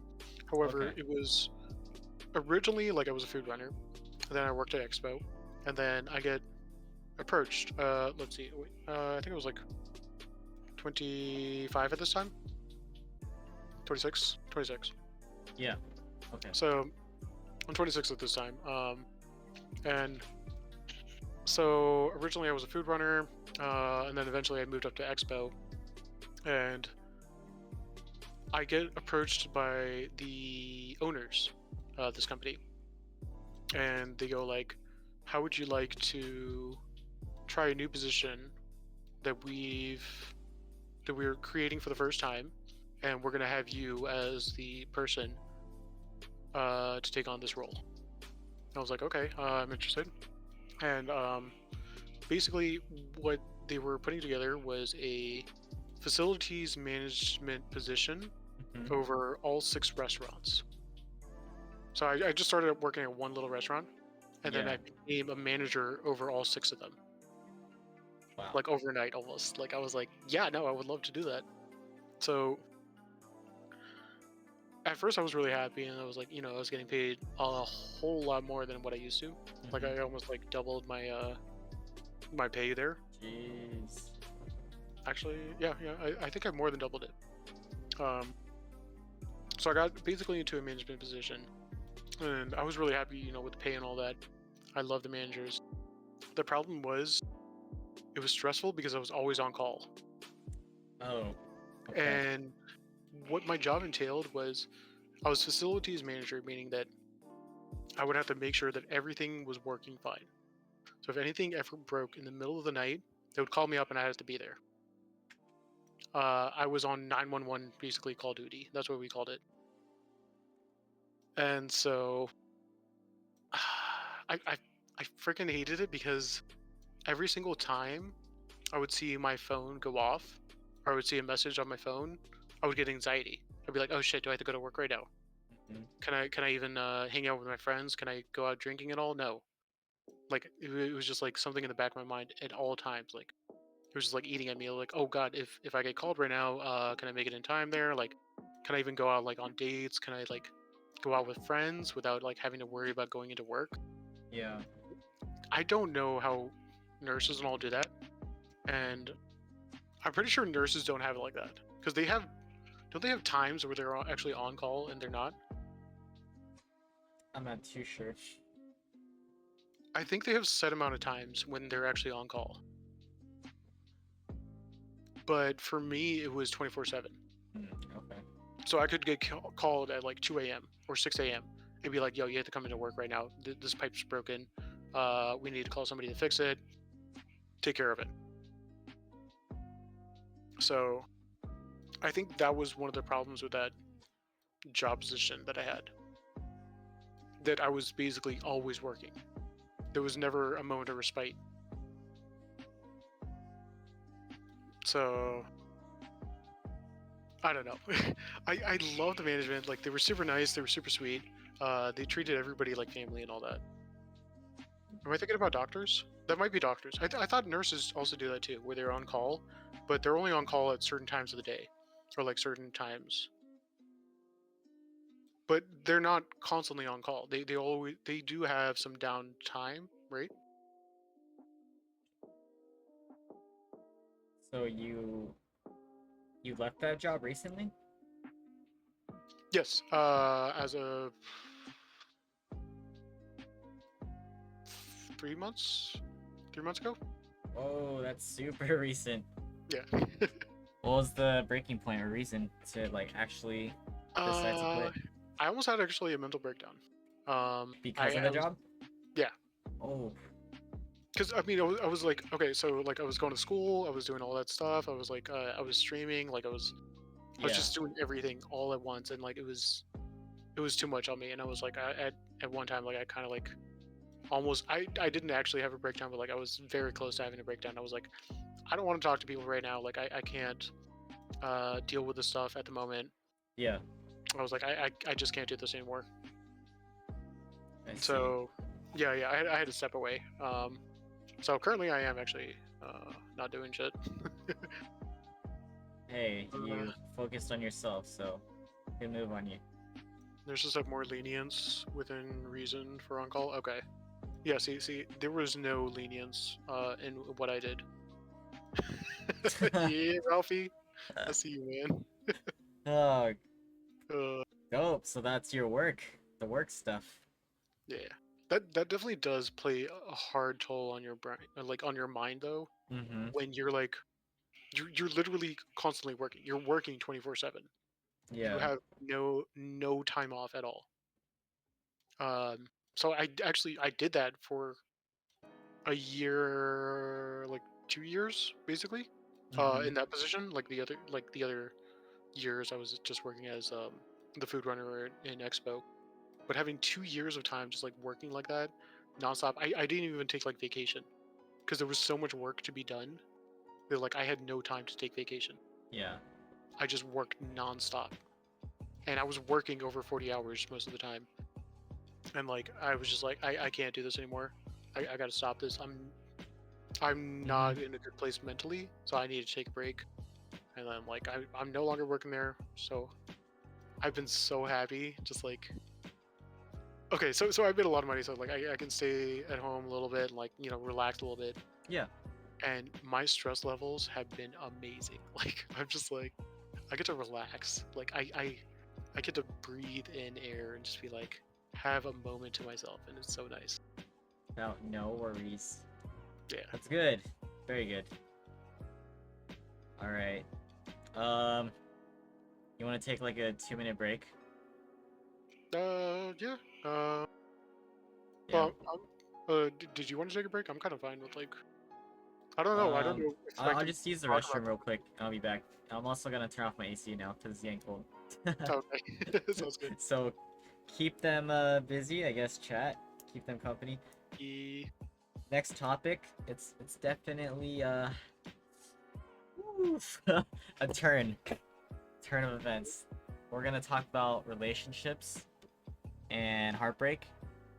So remember whatever you want to say. All right. So I'll be right back. And Cakes, thanks for the hydrate. Thanks for the Appreciate you. hydrate breaks. I'll be right back, though.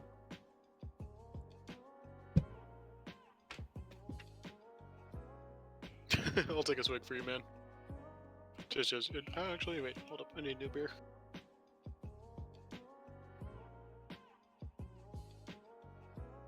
What you up to, Cakes? Though? Playing some Valorant.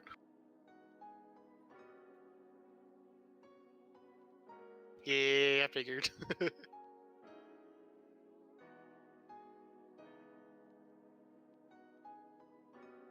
Oh, solo Valorant. Okay. Oh, Ralphie. Sorry, I didn't see that. I stream a little bit of everything. Um, uh, actually, I stream a lot of everything. So I'm very much a variety streamer. I definitely do play Valorant. I do play League of Legends, but I play a lot of indie games. I love like the smaller indie games.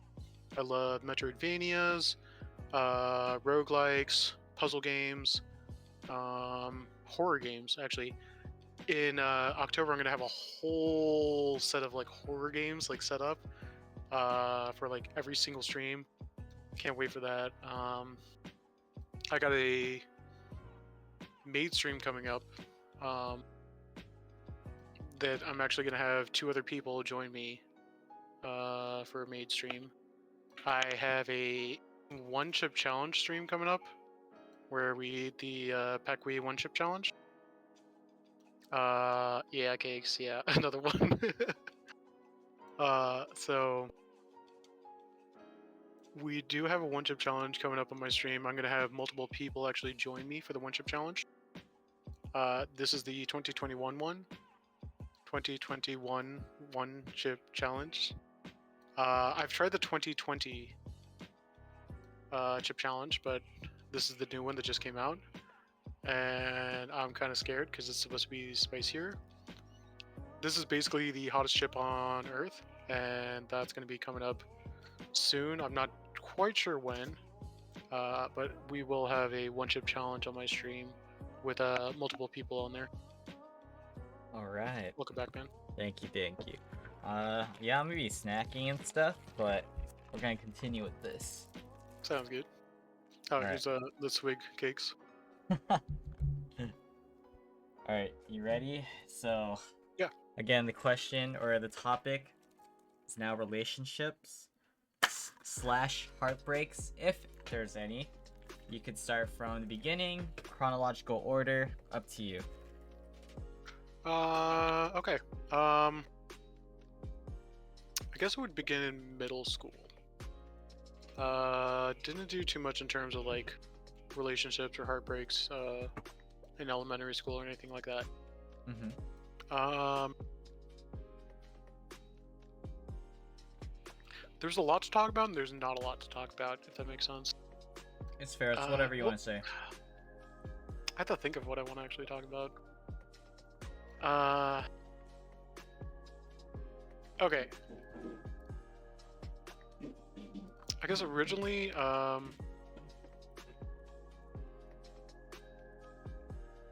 damn, this is kind of a curveball.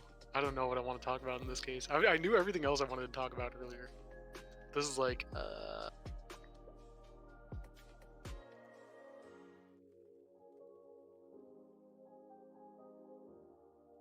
damn, I gotta fucking think of that. That happened to Sriracha too, man. Well, the thing is, it wasn't very eventful in terms of like relationships when I was younger. That was more so to my own device. I always put myself in like a lower point of view when it came to possible relationships with others, like romantic relationships. I mean, I never really expected to be looked at in that certain type of way by other people, and to my own surprise, learning later on, a lot of people were actually interested in me, and they were interested in me when I was like a little chubby boy. I was like, at that time in middle school, I was more pure of heart than the delinquent I grew up to be later on. But I used to have like a crush on a few people, and it sucked because it was only later on in like high school or past high school that I learned that they had a crush on me too. And this is like a recurring event that just happened between every single person that I had a crush on actually had a crush on me the entire time, and I'm just like, oh my god. I don't know if I was just like blind to it or if like, uh, I don't know how to explain it. Every single like girl that I was really into, they were really into me, and then I only learned when it was like too late. Like Yeah. one of them went on to have a kid, and then she was like, I actually loved you so early on, like, and I don't know how to explain this. Like she basically confessed to me like after it was too late, and she was like, yeah, she has a kid now, and she was like, I loved you so much, and like I was always in love with you, I still am, and I'm just like, what? Um, Um. this happened a few times. Okay. Another okay. Oh god, I don't know how to go into this. Okay. Take your time. Oh yeah, Ralphie. It gets worse though, Ralphie. It gets worse. Um, one of the things that also happened to me is when certain girls were interested in me, even though if I wasn't interested in them. Ralphie kid was curly. Uh, a lot of the times I was the cheatee, not the cheated on.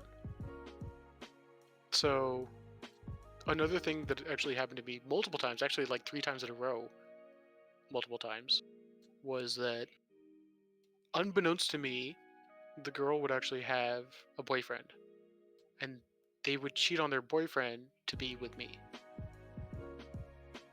And that's where I really lost trust in a lot of women. It actually did happen 3 times in a row. One of them actually had a fiance.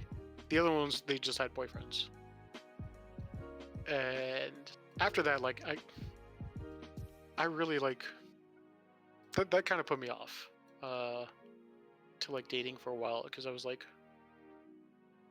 I know I'm the cheaty, like I'm not even the guy getting cheated on, but like, goddamn, like how can I trust people after that? Like, I find out later on, like I was interested in this girl, like we were all talking, they were really interested in me, and then I find out later on they're like, oh yeah, actually I've had a boyfriend this entire time that we've been talking, and we already had sex, and I'm just like,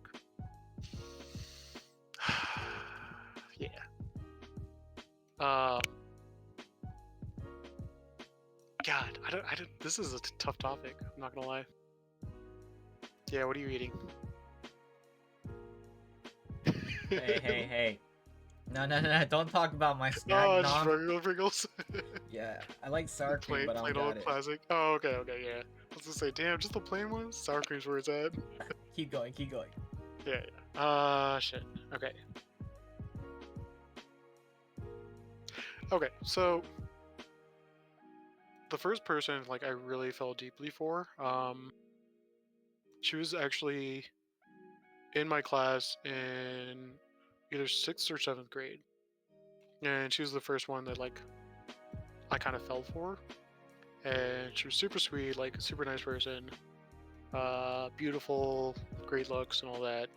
I thought I was like that she was completely out of my league, and she was the sister of my sister's friend. So my sister has her friend, and then that friend had a younger sister who was in my class, and we met each other and we became great friends and all that. I felt hard for her, and it nothing ever happened because I was always scared to like uh, mess up our friendship if I ever like try to confess to her or something like that. Or like I never felt like I was up to par. You know, like I was like she was completely out of my league kind of thing. Like I thought I was always like just the nerdy friend that was like chubby and like nobody would want to date. After I got to a certain point in high school, I found out like all these girls that I was interested in were very interested in me, Oh, cakes. um, yeah, they honestly, Ralphie, they did, and that's not a good thing. Um, a lot of stories went around, and that's why a lot of girls also went after me. But I'm not gonna go into that. Anyways, so I was really interested in her. We never actually dated while we were in middle school or high school. But I found out like later on, like after high school, that she was actually really interested in me, the whole time. Um, in that was like my first like kind of like major first love kind of thing. I was like really interested in her, but nothing ever happened. After that, I stopped giving a fuck, and I dated a lot of girls. In high school, I was a playboy, um, especially because like I was skinnier, I was more athletic. I used to go out all the time. I had a lot of money, and I was just like going ham. And, like I was dating and doing whatever it was with whoever it was with whatever time it was, and yeah, I just went around a lot. Um, I was also, I don't know, I was like slimmer, like, oh god. Oh, I'm drinking some tequila. Lunazol. Not sponsored. Nope, my camera's not focusing. There we go. Yeah, okay, so basically, I went from not even dating people that much to actually having like my first girlfriend, and then that just like fell through because she was a B. I'm just gonna say that. And she ended up like cheating on me and like making out with somebody else. So I was like, all right, fuck you. I'm not dealing with this shit. I got out of that so fast. Oh my god, you got read it. Okay, Shoot. this is when things are getting spicy. Okay, hold up. Hold up. Hold up. How old were you when you had your first official? I think I was 15, Okay, okay. maybe And- 14. Okay, just 1 second. 1 second. Yeah. Blitzful, thank you so much for the raid. I appreciate it. Welcome everyone. Welcome Raiders. Dirty Hammy 95. Thank you so much for the follow. I appreciate you. Miss Keisha. Thank you guys. Thank you for being here. Yamino Hikari. I hope I said that right. Thank you for being here. Pro. Yep. We've got a special guest. This is episode 6 of the Chang Gang podcast. I literally just started this last week. This is a great way to get to know streamers on a more personal level. This could go on for hours, which is totally fine. I'm here listening to Nom's story. You guys jumped in right when we were talking about relationships, so you know, this is impeccable timing, I must say. Chang Gang, is this GT a 5 RP? Nah, I don't even play GTA. This is just what you get for being here. Hey Nom, do you want to answer that question from Pro? Yeah. Actually, it's funny that you bring that up. Okay. One of the people I actually used to date, she's actually about to start an OnlyFans. I personally don't have any problem with that. I mean, honestly, OnlyFans makes a shit ton of money. If you look at like Amaranth, like some of the big streamers, there was one quote by Amaranth saying like, "Yeah, I make more from OnlyFans in 1 month than I do from 2 years of Twitch." So, coming from a huge streamer like Amaranth, that's a shit ton of money. And yeah, if you're comfortable like doing stuff like that, then go for it. I definitely am not, so I'm not gonna do that. Cakes, you would have to pay a lot of money to see my OnlyFans, so. But no. I would be completely fine with actually dating somebody that has OnlyFans. It's more so empowering actually. If you're down for that, like I know a lot of people like aren't interested in that or like look down on it, but yeah, if you can actually make a whole bunch of money by just doing OnlyFans, like some of the OnlyFans, they don't even show nudity. A lot of them are, what was it, like nude free or whatnot, and like they can still make a lot of money. But yeah, dude, like basically to each his own. Like if you're happy doing that, you can make money off of it. Go for it. For sure. Okay, you could continue your story. You know, your first relationship. Okay. Yeah. So my first relationship, Mm-hmm. I fell in love with a girl. She was a Caucasian girl. Let's just say she was, uh, busty. But she was beautiful. Like she was a beautiful girl, great proportions. Let's go with that. And she was, god damn it, was busty. uh, but yeah, she was beautiful. Oh my god, like she had a body like none other. She also had a personality like none other, which I was more interested in the personality.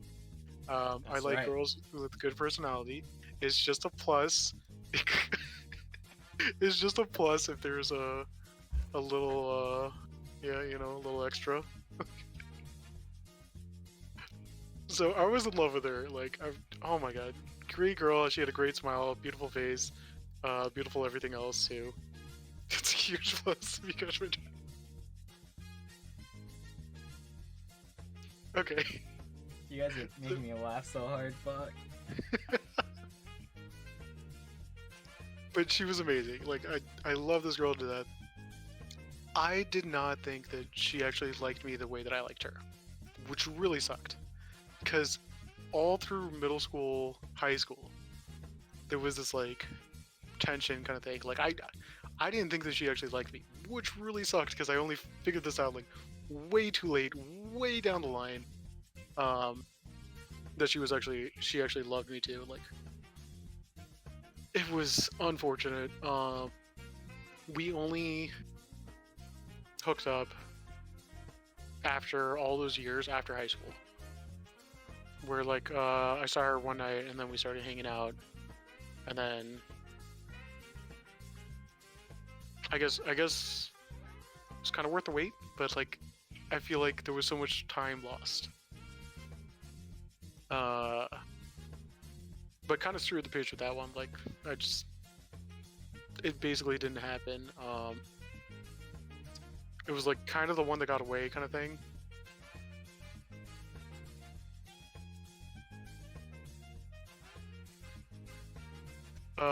So it's like I definitely do feel a lot of regret from what happened there. We never really got to actually be in a relationship together. Stacy. um, I was really upset by that. Like I definitely cared for her a lot, and we would talk all the time. Um, we would talk about like everything. And I just didn't know that she felt the same way that I felt towards her until it was too late. So that basically that relationship it just died. It just went to shit. I mean, we still stayed friends and all that, and it kind of just fizzled out, which was unfortunate because I found out too late. Because she told me when I was dating somebody else how she felt, and I think maybe it was because I was dating somebody else that she felt like it was okay to tell me, or I don't know if she was like trying to tell me so that I wouldn't date that someone else. I'm not too sure, but it just sucked because we both found out we loved each other, and then it just never happened. What was the timeline for this? Soundtracking your content can be tricky.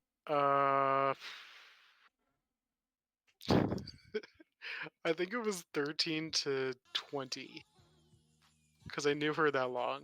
No, probably might have been 14 to 20. Wow. So we knew each other for a long time, and it just never happened. I don't know. Mm-hmm. It was either I was in a relationship or she was in a relationship. It was just back and forth. We never. I don't know. The fates never like wanted us to be together, kind of thing. Yeah. And yeah, it kind of sucked. Because later on, like I did find out that she actually loved me too, but Mm-hmm. it was too late then. Uh, well, that was my first love, technically. Yeah, before you get to the next one, do you want to answer Pro's question? Would you think there is a risk involved when dating someone you work with? I'm gonna get to that in a little bit because that's one of my other. Okay, Oh okay. God! Let's go. Oh God! I just remembered that one too. Yeah, Pro. There's definitely a risk. I'm gonna tell you about the risks in a little bit. Oh, actually, there's multiple risks. Wait, how many times? Oh, don't work well unless you're in an established relationship. But if it's one that you found them in work, it's not gonna work. Okay, some of the work ones do work, and I want to say a majority of them don't. But some work relationships do work. Um, that being said, my eldest sister, her husband actually is one that actually worked with her, and they met because they worked at the same restaurant, and it was actually the same restaurant I worked at too, uh, with both of my sisters, and now they're happily married. They actually have their own house and they're doing well. So yes, some work relationships do definitely work.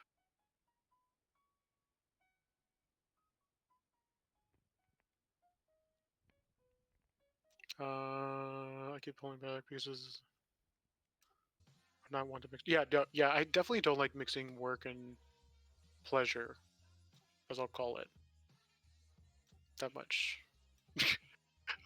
Because yeah, no, from my past experiences, work and pleasure do not mix.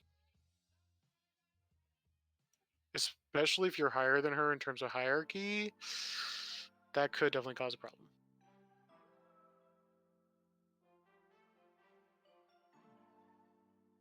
You definitely could make it work, but what you actually do want to make sure of is if your company has any policies against uh, higher ups dating employees.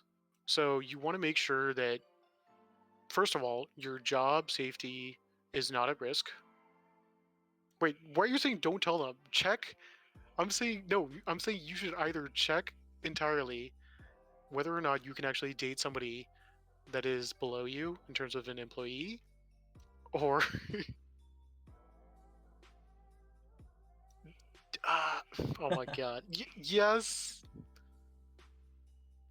Yeah, you're not wrong there. You're not wrong there, bro.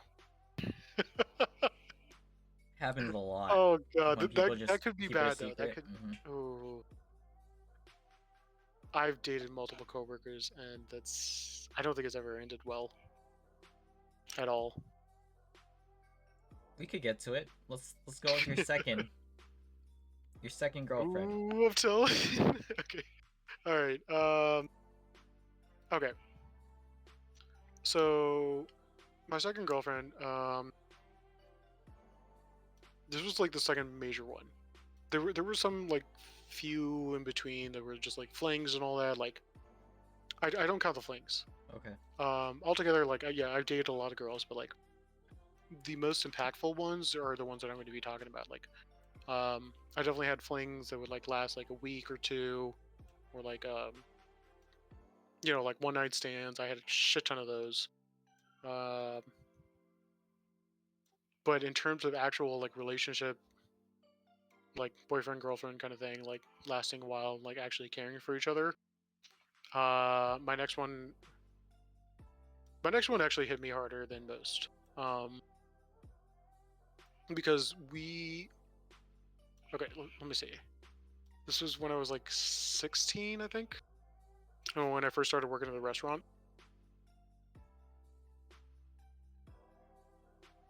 I was deeply in love with her. What had happened is that at this time, my sister was actually a cheerleader coach for the high school that I went to because she was older, and I think this was I think this was my sophomore year. So my sister had already graduated, and she became a coach for the cheerleaders. And she was the freshman and sophomore coach. So she was actually coaching one of my friends, or one of the people that were in my grade that we later became friends. And that girl, she had her cousin that also went to the same school, and that was my next love. So what had actually happened was my sister was coaching the cheerleading squad of my grade, and I became friends with the one that she was cheerleading, and we would throw parties and stuff. And if you guys were here earlier, like I talked about, like all the parties that we used to have, like massive parties, crazy parties. She invites Kiki. Oh, you just got off work. Hello, Kiki. Kiki, welcome Oh god, we're in. just getting into the thick of it too. Um, okay, so my sister invites over actually a bunch of the girls from my grade to our house to party, and I was like, I had no idea what was going on. I was like, all right, fuck it, like we're just partying. I was like, I saw like my acquaintance that I knew at that time, and we had become better friends at that time. And she brought her cousin, and like this was kind of like a love at first sight thing. Like I'm not gonna lie, like it was actually like love at first sight. Um, I started talking to her. Like I go outside, I smoke a cigarette, and we get to talking, and she's like she's a Latina girl, but she's like edgy and like she's like, oh my god, like oh god, I can't even explain it. Like I just like fell like head over heels for her, and I was just like, oh my god, you were so cool. Like I was like so happy. Like I was like, yo, what's your name? What do you do? Like what do you like to do? Like what's your favorite music and stuff? I fell in love like almost instantly. Uh well, we actually started going out like a week after that. Like we exchanged information, we started talking to each other, and then we both fall deeply in love for each other. Uh, this goes on for about year and a half, and one of the problems I know is that like she does have a lot of insecurities, anxiety, and I don't want to say mental problems, but like mental insecurities, I guess. I don't know. Mhm. Uh, it got to the point where it it was detrimental being with her to both her and I because she was dependent on me for happiness and she couldn't find her own happiness. Like I was her only reason for living. And that's actually what she told me at one time, and I was like that's not healthy. Like I loved her so much, but the fact that she told me herself like she wouldn't be able to go on living without me made it difficult, I guess. I mean, I oh, this is definitely a touchy subject. Mhm. Um, Take your time. so what had happened was she'd been going through some stuff, and she always had almost like suicidal tendencies. And me being the person I am, I always want to fix things. I want to fix broken tools. I want to fix broken clocks, broken watches, broken whatever. I want to fix broken people. And so I wanted to fix her too, but I couldn't do it, and I knew I couldn't do it. Like I knew that I was almost part of the problem. That because she was relying on me so much to fix her that she wasn't trying to fix herself.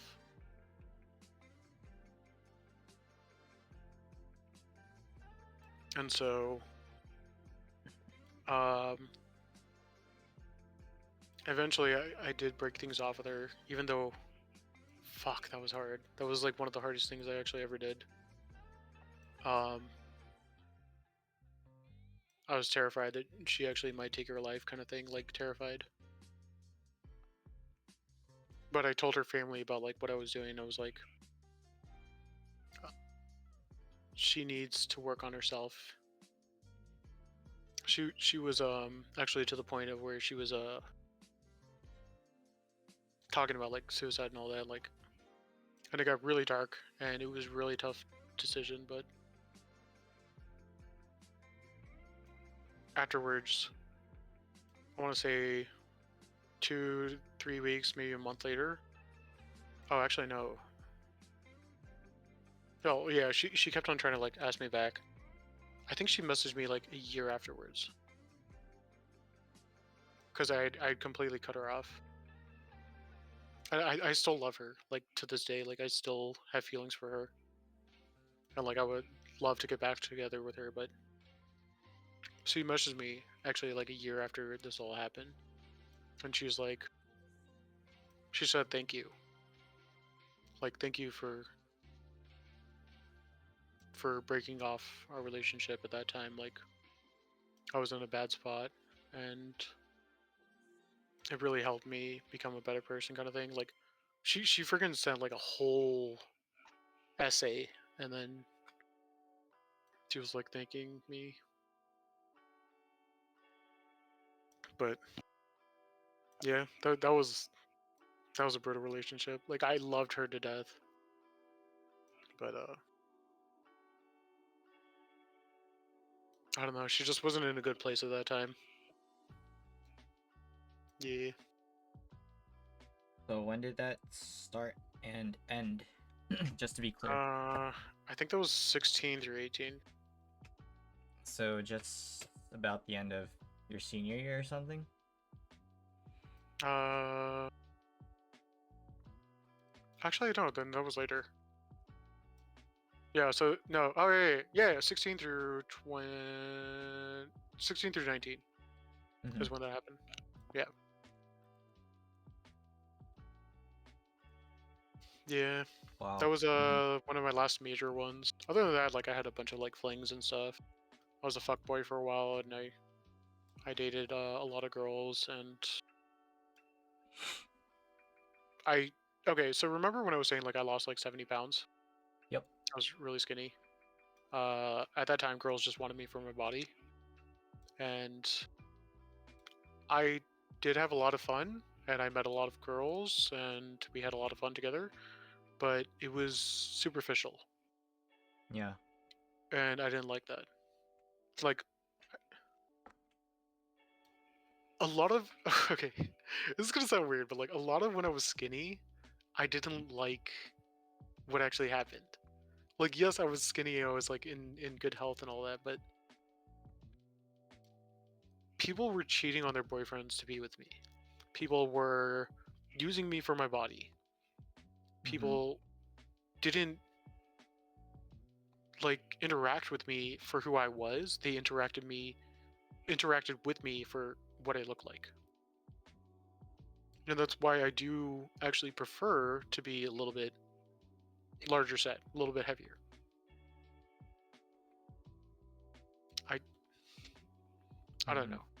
I got tired of being used. And I think a lot of that was contributed to the fact that like I was a cheaty 3 times in a row. I literally like my sister's friend. She didn't tell my sisters at all that she actually had a fiance, but she and I were dating for like a straight 2 weeks while her fiance was on military duty across seas. I was like, no more after that. That's That's fucked up. Yeah. I got pissed off when that happened.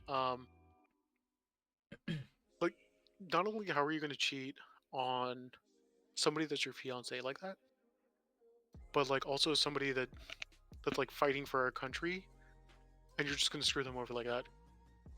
And then, this is gonna get me heated. Now that they're actually married, she has the gall to ask me for like for help, like stuff. Like she had like a broken desk, she wanted help with that. They're like, "Oh yeah, can you help me out with that?" I was like, "No, I'm good." No. My sister was like, "Oh yeah, no, Anthony can help you out. Yeah, yeah, he's gonna be great. Yeah, Anthony, go help him out." I was like, "No."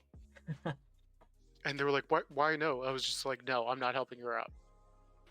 I I don't think they know the severity of like how I actually felt about it. But Yeah. yeah, that sorry, that just got me so heated. Nah, I feel the uh, passion of that story. okay, what's the next thing? Wait, that's it?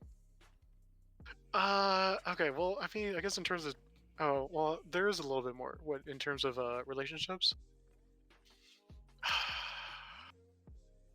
Give me 1 second. I'm gonna take a shot. Cheers. Yeah, yeah, because we were like at age 16 to 19, and then you told that story, and then I just felt like there might Sorry, be sorry. more. I just got heated there for a second. I Okay, was like, okay, oh yeah, man.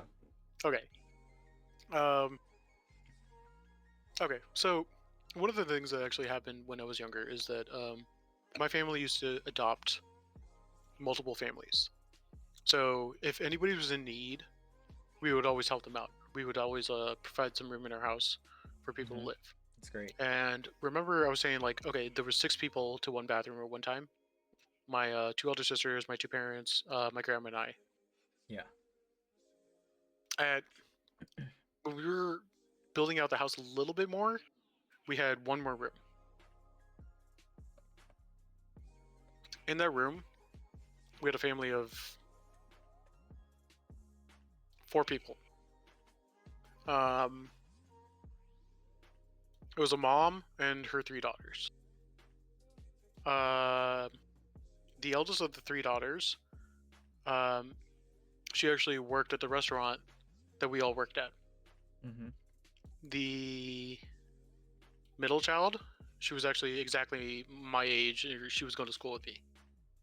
And then the youngest was just like a little kid. I think she was like 3 to 5 years old at that time. Well, the middle child, I'm not gonna put up the middle child, but the second child, um, we actually used to go to school together, and she was a beautiful looking girl, great, like gorgeous body, everything, like, um, outgoing,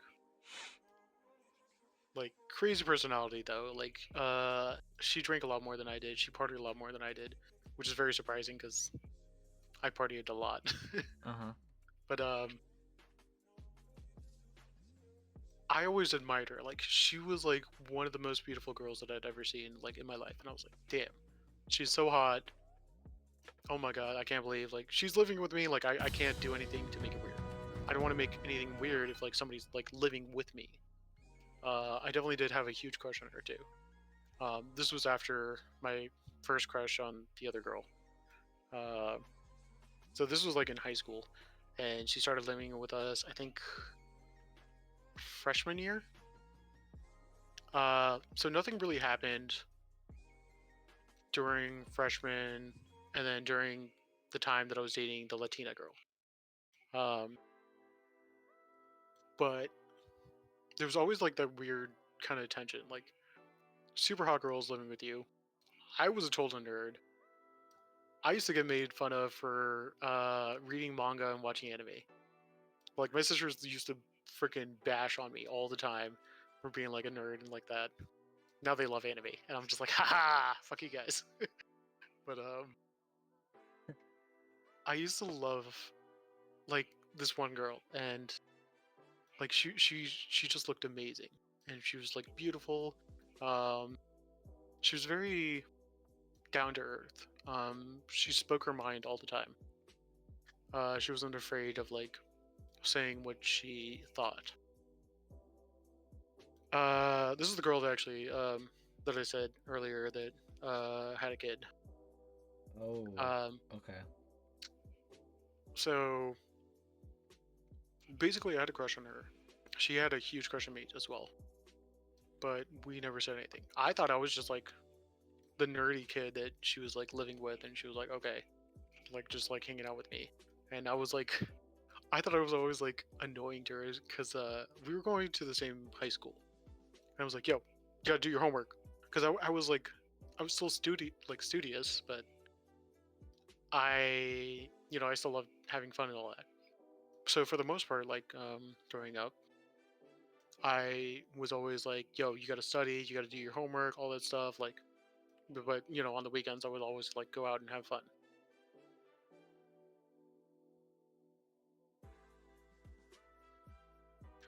So time goes by, and we kind of lose contact after a while. Like they move out, and like, oh my god, it was so difficult when they were actually living with us because we had what 10 people And to one yeah. bathroom. Yeah, that was rough. So I'm kind of used to like all that shit. But anyways, in terms of relationship status, we stopped talking for a few years, um, and then we finally like get back into contact when I'm like I think 21, 22. And at this time, like I was kind of like a fuckboy before that, like ages 19 through 23, and I kind of like slept around. I'm not gonna lie. Um,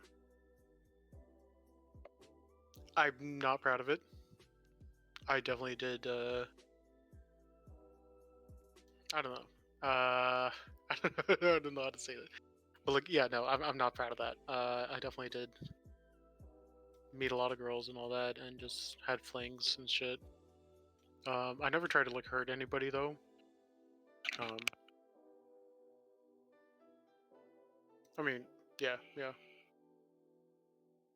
But God, this is rough. Um, basically, I was in love with that girl, and I didn't know that she was in love with me at that time. Time had passed. We separated for a while. She met her then baby daddy. They had a kid. I'm here for this moment tea. Oh my god. Um, I'm like redder than normal. Uh, so she had a kid, and it's unfortunate though because she was too young to actually take care of the kid. So she actually had to put her daughter up for adoption, and it really kind of like messed with her too. I mean, it would mess with anybody doing that. So she definitely changed a little bit after going through that. She she stopped partying as much. She tried turning into a more responsible person, and that's where we really started to like hit things off. Once she kind of changed her like state of mind and all that, and she wanted to focus more so on herself and like bettering herself. Because when she was younger, she was self-detrimental. She was explosive. She was I don't know, chaotic. But then after having to give up her kid, she definitely changed as a person, I guess. And she changed for the better. Like she was trying to be more responsible. She still cared for her kid like dearly, and we started like getting back into touch, and we did date for a little bit, but at that time it was like a little bit too late, and she still had like a lot of problems with everything that she had going on in her life, and it just never worked out.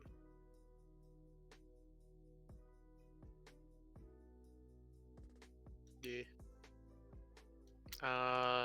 In terms of work relationships, on a, I don't even think that's like a better note or like a higher note. Uh-huh. No, work relationships were horrible. I used to date this one girl. I don't even call this a real relationship, even though we dated for like 2 months, because she was just a terrible person. This one person I dated, she was mean to all my friends. She was a horrible person. Like, she was mean to everybody except for me. And I, like, being Mr. like romanticist, the hopelessly quixotic. Um, I was just like, oh yeah, no, she's amazing. Like, she's super sweet and blah blah blah. She was only sweet to me. She was never sweet to any of my friends. This is a different one. This is I want to say this was somewhere in between the other girlfriends, between Mhm. the ages of like 17 and 18, where like we had a break with one of them. Uh, no, she was a horrible person. God, I don't want to describe people because like I feel like if this actually gets out there, they're gonna be like, oh, you fucking talked about me. That's why I'm always like scared of like putting in too much information, even though I've already put in like a lot of information. Uh-huh. And I'm pretty sure if they ever actually watch this, then they would know who was who. But oh, do you want to become famous? Bye. Uh okay. Uh, this is really bad. This is gonna look really bad on me. Okay, so I dated this one girl. She was a horrible human being in all aspects. She was mean to a lot of people. I'm pretty sure she was a little bit racist. Um, she was a horrible girlfriend. She was a horrible person. She was every single like my entire family hated her. All of my friends hated her. There were so many red flags. I should have seen all the red flags. I did something really bad to get back at her. Uh, I I kind of initiated coitus with another girl while she was sleeping in the same bed.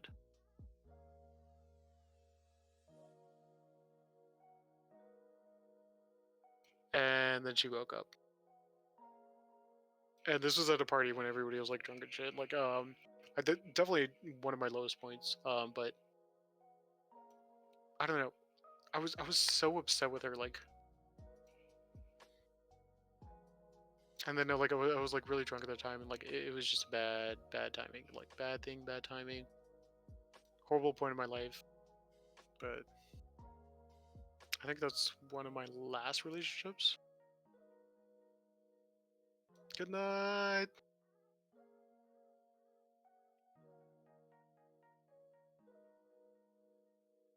Alrighty then.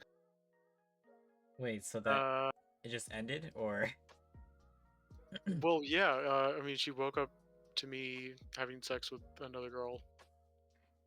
This was somewhere in like 18 to 28 when I was a fuckboy. Mm-hmm. Yeah, that was it's kind of when I knew I was like, yeah, I should stop being a fuckboy kind of thing. Yeah. Even though she was, she totally deserved it. She was mean to everybody. Like she was, I don't know. She was a bitch. I'm Mhm. gonna say it. I'm sorry. Got it. For sure. So that's the relationships section Yeah, of this podcast, right? yeah. Good. All right. If anything comes back, feel free to let us know. How about we take a transition to future aspirations and goals? And then just note that we're gonna dive into streaming afterwards. So yeah. In terms of future aspirations, I do have a few that I'm actually trying to do. One of the ones I actually did delve into a lot is actually crypto. I did a lot of work into like stocks and like researching and all that. There was a point in time in actually the beginning of 2021, like recently, where I did a shit ton of research into not only stocks but like a shit ton of different cryptos, and actually made a good amount of money off of doing crypto. And so this is only because I put in a lot of fucking effort into doing that. Mm-hmm. So back in early April, um, actually it might have been before that. Uh, I started investing. So I had a good job. I mean, I was still working at the restaurant at that time, doing the manager work over the 6 restaurants. And so I was like, you know what? I have a good amount of money. I should start investing this. Lo and behold, right when I started investing money, I got really lucky and I was like, yo, this looks funny. I'm just gonna fucking put a shit ton of money on this. The funny thing that I put a shit ton of money on was Dogecoin. And I don't know if any of you guys actually follow cryptocurrencies or not, but Dogecoin, basically I put down, I want to say like $2,000, and then that made me $12,000 in profit. That thing went up. That I got really fucking lucky, but I also I did a lot of research to find out what was going on in the stock market and all that. I was actually staying up until like 3 to 4 a.m. every night, and then waking up at like 8 to 9 a.m. the next day, just researching stock, following the stock market, taking down data, doing a lot of research into companies, crypto, and all that. Like, I spent a good like month or two Mm-hmm. just focusing on that because I just wanted to make money off of the money I already had, and I've made a good amount, but I still can't pull that out because of tax reasons and all that. So I was focused a lot on that. Like, I feel like I could make a lot of money off of stock market, but I don't know if that could actually sustain me for the rest of my life. I know that can sustain me for the next like 5 years and not have to work if I do the stock market correctly, but I don't know about after that. Anyways, in terms of actual like future aspirations, uh, not that many.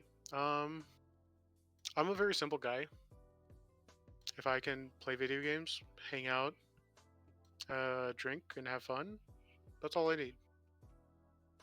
Like I'm a simple guy. For sure. I'm not very pressed on having like material things. Um, I like as you know, like I had a rough childhood growing up. I do appreciate the simple things, like literally having food on the table is one of the simple things.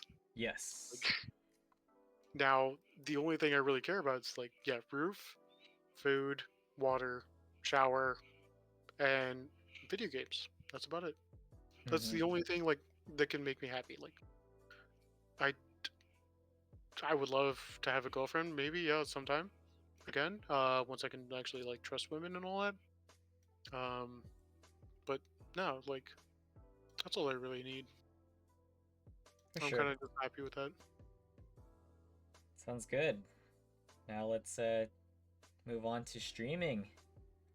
So let's start off with how you were introduced to Twitch and what made you decide to get into it to become a streamer. uh, God, I think I just got into Twitch one day because I was bored and I wanted to see what other people were playing the game that I was playing. Because I was playing a very obscure game at one time. which was called Hellpoint, and it's a Dark Souls-like game. And I was like, huh, I wonder if other people have played this game and like what they thought of it. Because what had actually happened in the game is I got to the end of the game, and then the boss fight glitched out, and there was no boss fight, and I got so mad. So it was like, I wonder if other people have played this game and the same shit has happened to them.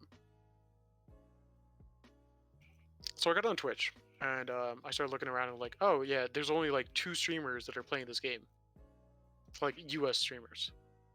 Um, and so I was like, oh, what are they doing? I started watching them, and they seemed like cool people, and I started following them, and I started talking to them, and they're like, oh yeah, we stream all the time, blah blah blah. We play a lot of co-op games because it was a co-op game at that time.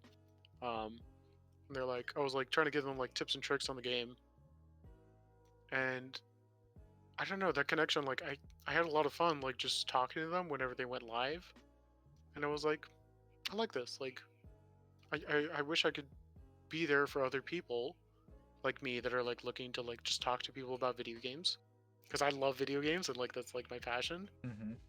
And then that's kind of what put me into streaming. I mean, a lot of it was also because my friends wanted to see me stream because they know I play a lot of video games, and they thought it would be good for me to actually like record it and like get all like the clips and stuff like that. I was like, all right, fuck it, I'm gonna just start streaming.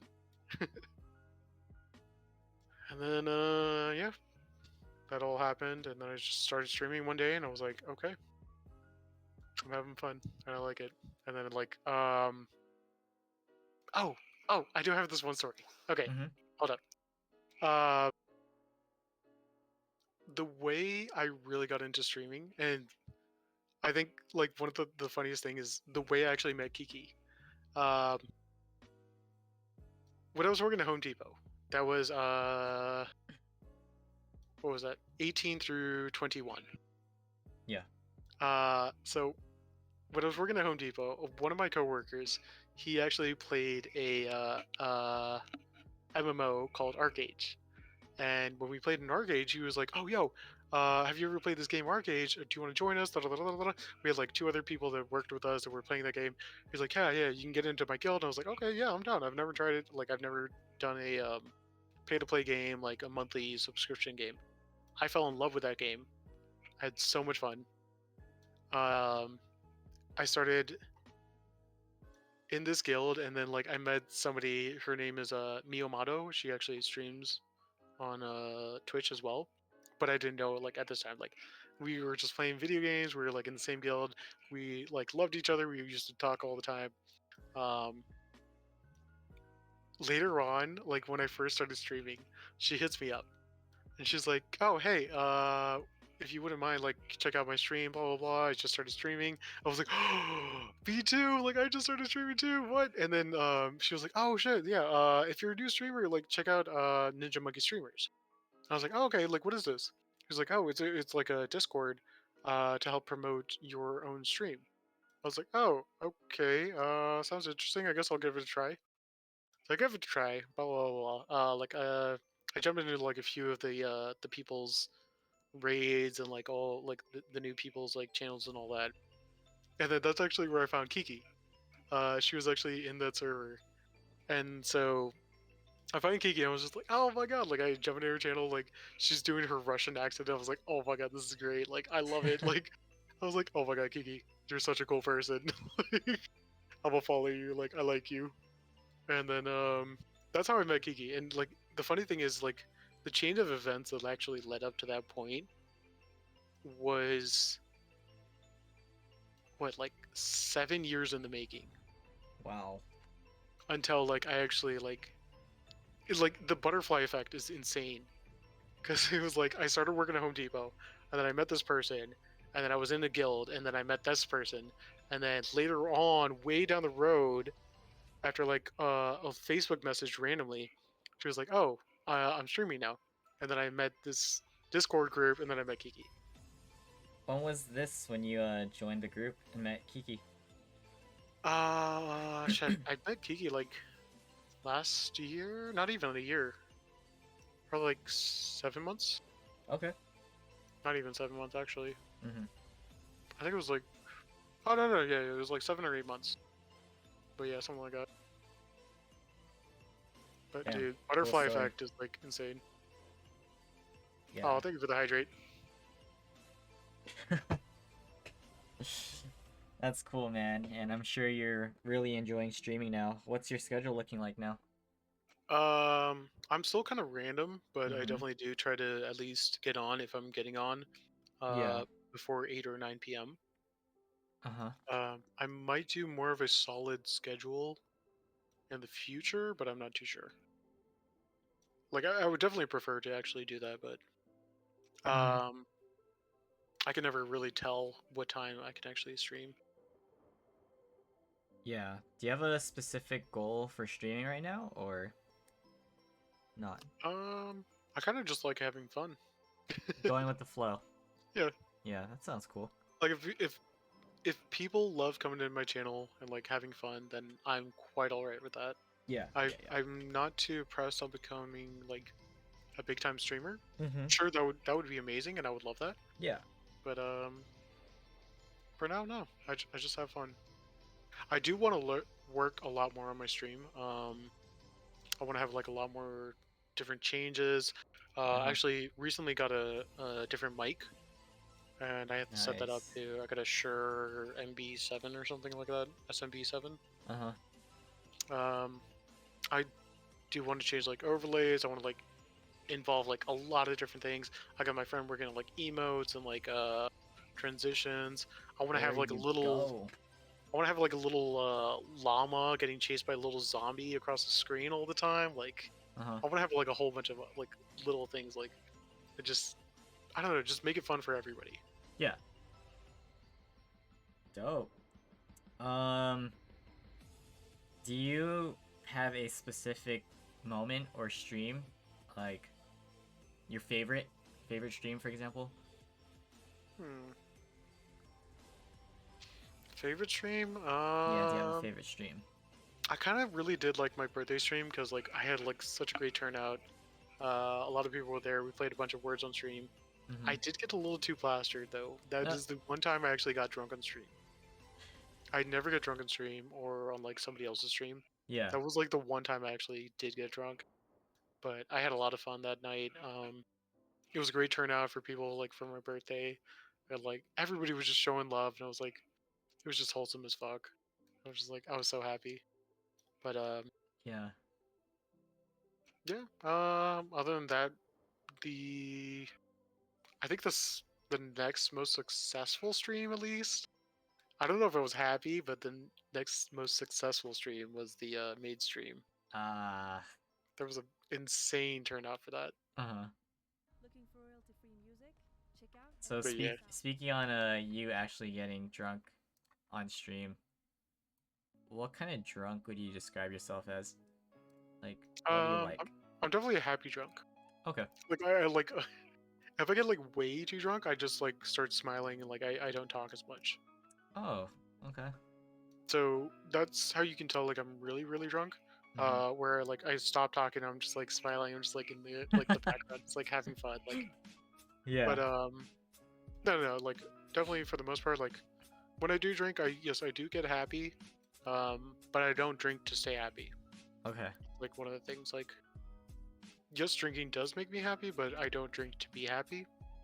I'm normally happy. The reason why I do drink for the most part is socialization skills, Yeah, what you or mentioned. Mm-hmm. or just honestly like social partying, like social drinking. Okay. And aside from streaming, what is your presence like on social media? Zilch. Zilch? Okay. I was I, wondering because I I could. literally okay. So I have no Instagram. I don't like. Oh wait, I don't use Instagram at all. I have one person that I've followed recently on Instagram, which is Kiki, because she was like, "Yo, do you have an Instagram?" And I was like, "Yes, but I never use it." Snapchat, I never use Snapchat. Twitter, what is Twitter? The only thing I actually use is Facebook, probably. For sure. No problem. In Just terms of curious. social media, yeah. I'm an old man. Talk to me about that Okay. AIM. Oh my god. Nebo aim, okay. Alright. I guess that's it for the bulk of the discussions and topics, but we could Yeah. transition to the random questions before we end things. There's quite a lot of random questions, so Is there a lot of random questions? What? kind of like some things I thought of on the spot too. Okay. Okay, so let's start with because you're big on anime, right? And I'm just gonna ask you top 5. No particular order. Top You 5 could just name animes. top 5. Hunter x Hunter, FLCL, which is fully coolly. Log Horizon. Oh, okay. Mm, That one's an interesting pick. oh, I love it because it's all about gaming. Hmm. It's about MMOs and RPGs and all that. Like, Yeah. God, I need to look at like a list of anime that I watched. Yeah, no worries. I watched so Over your many. head. Uh, oh, Mob Psycho is pretty good. Oh, fuck, what was it called? Psyche K. Okay.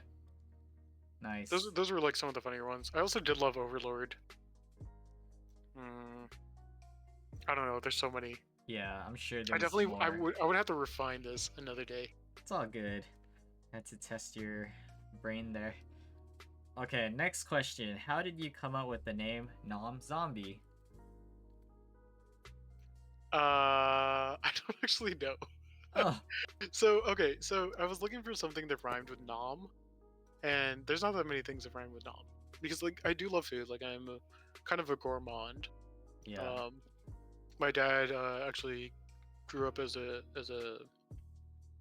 chef, and he would both cook Chinese and Peruvian cuisine. Mm-hmm. So a bunch of like really good food at my house.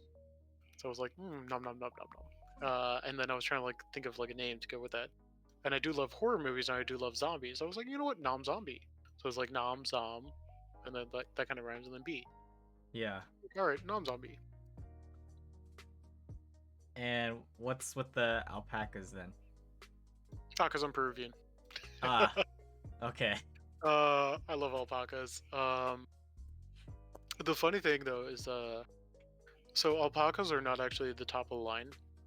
The way that their furs are actually categorized, llamas are the lowest, and then there's alpacas, which are medium grade, and then above that there are vicuñas.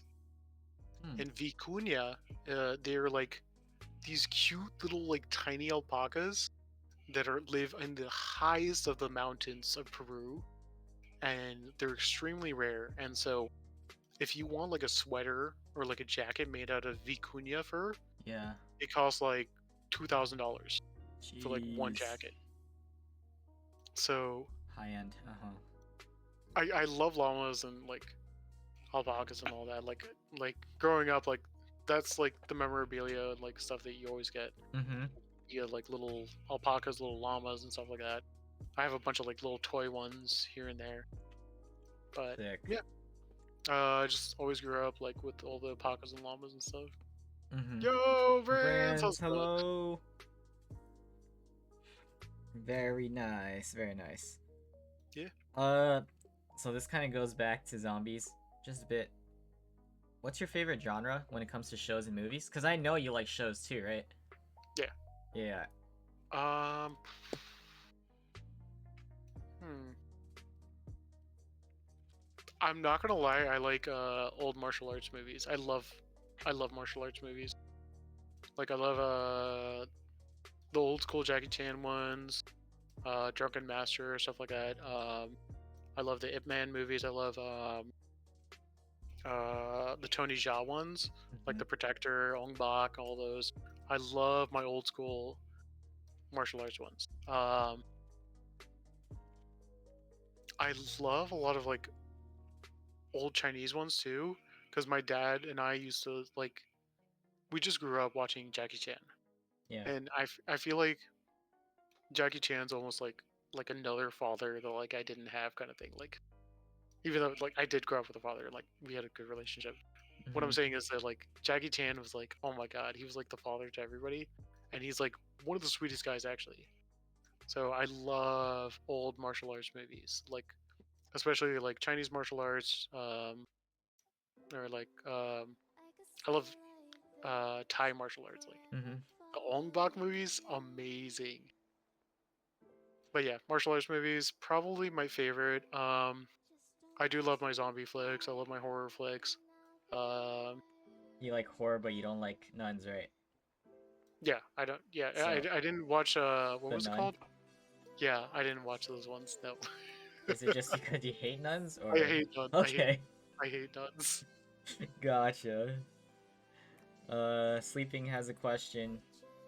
Have you seen the Somewhat Latest Ip Man movie? Is that the spin-off one with his disciple? Is that the one you're talking about? I Because think it's the they made one, a spin-off one. the American one, like when he went to Um, America or something. Was that it? I think there's 4 which one? There's movies, 5. right? No. Oh yeah, yeah. I think there might be 5. It's been a while. So 4 was the actual finale of the actual Ip Man series, where it had Donnie Yen as Ip Man, but they made another one that was a spin-off. Fuck, what was that one called? Oh, with his rival, right? Was I it that think one? it might have been his rival. Yeah, because that guy. I definitely did watch that one too. Yes, they went up against each other, and then Yeah. he had his own movie. Yeah, That yeah, there rival. we go. Yes, yes, yes. I think Yeah. you might be talking about the one where it included Americans, though. Like he was fighting like teenagers and stuff at one point or something. Was that in 4? Yeah, it might be the finale. Yeah, Ip Man 4. Oh, the name is Master Z, by the way. Isn't there also a movie called The Grandmaster? So there's like 5 of them, and then there's like a 6th one, which is a spin-off? Because there's one that's called The Grandmaster, which was Ip Man's master, and they made a movie about that as well. Oh, I see it. I see But what you're talking they about. didn't call it Ip Man. They called it like The Grandmaster. The or something. Grandmaster, yeah. Yeah. Hmm. I I never know watched all that about one. These, I'm like, yo. Anyways, okay. Cool, cool. Good to know. Just really quickly, you talk about movies. Do you have any favorite shows? Because I'm big on shows. Shows or movies? Shows specifically. Ooh, recently? Yeah, or favorites. Um, Doesn't have to be recent. What genre do you like? Let me No, ask no, that. you could name anything that you like. I'm just curious to know what type of stuff you like. Um,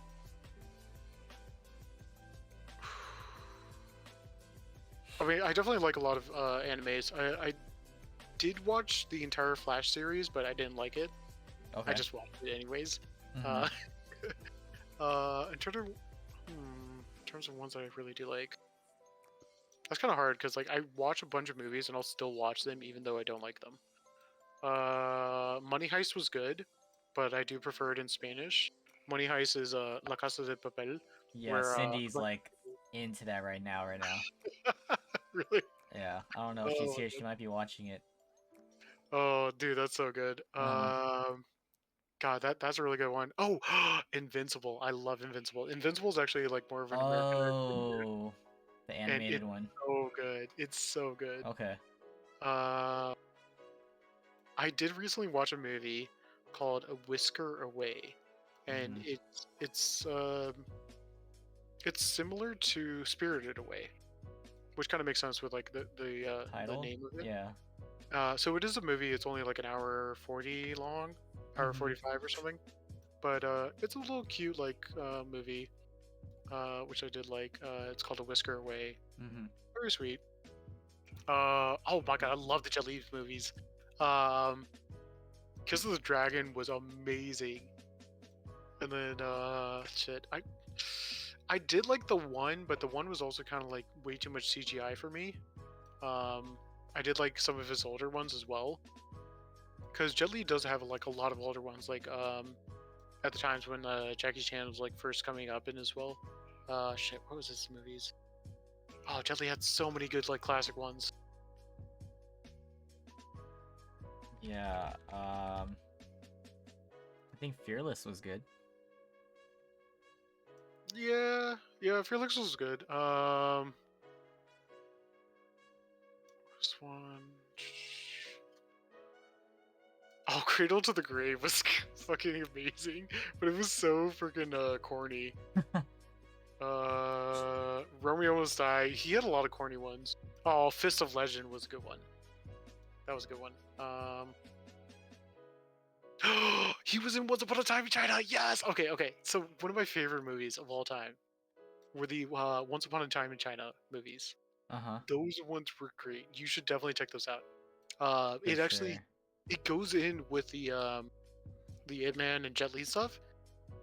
Uh-huh. Or sorry, the Ip Man and Bruce Lee stuff.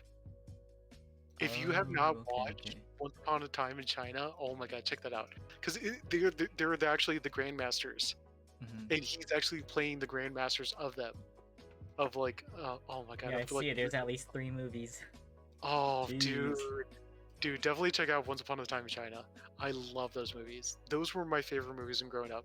I had the Jackie Chan movies, which were like Rumble in the Bronx, Drunken Master, all of those ones, and then Once Upon a Time in China, like oh, so good. Okay. All right, here we go into last few right here. To the last few. What is one pet peeve that you have?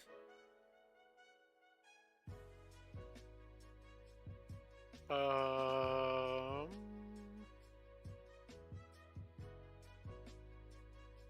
it's kind of ironic, but when people say too much, because Gotcha. I know I do say sometimes, It's okay. um, and I literally just said it there, but Got it. That when people say like too much and like it's just like you start overriding what noticing it. they're trying to Mhm. say, and like you just focus in on it all the time, Yes, true. and every word you're like hearing from them, you're kind of expecting another Yeah. That is kind of one of my pet peeves. I definitely do say it a lot more when I'm not paying attention. For the most part, I definitely do try not to say as much, but when I am slacking, I definitely do say it a lot more. Okay, I could see why you said it's ironic. No worries.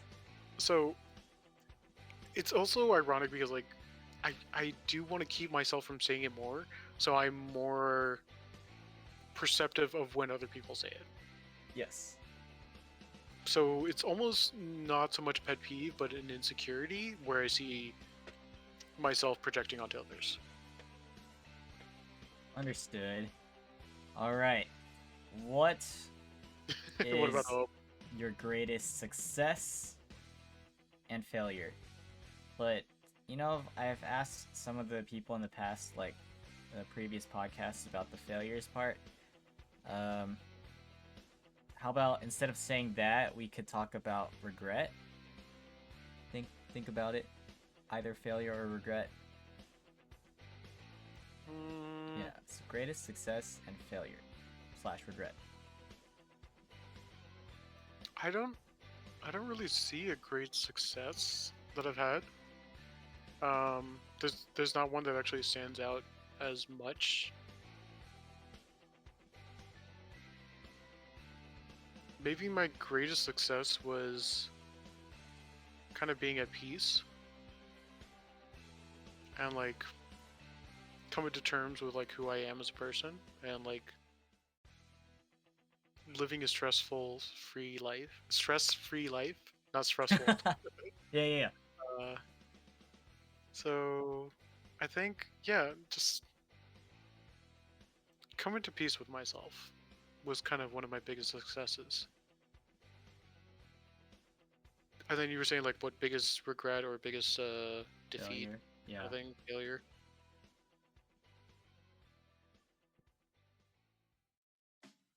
I don't find that much of failure in what I've done.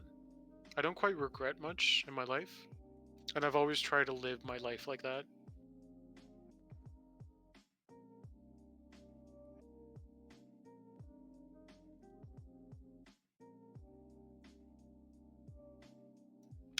So, I guess the problem is that I am happy where I'm at now, and I've come to peace, which was my greatest success.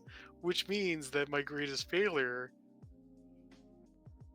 is no longer existent because it would be when I was not at peace. I guess my greatest failure was almost like mentally breaking down at times, where I had like so much stress in myself, and like even though I have people to look on to like depend on, I wasn't mentally stable. So maybe that's my biggest failure. But now my recent success has overridden that, and I'm just happy where I'm at. Very cool.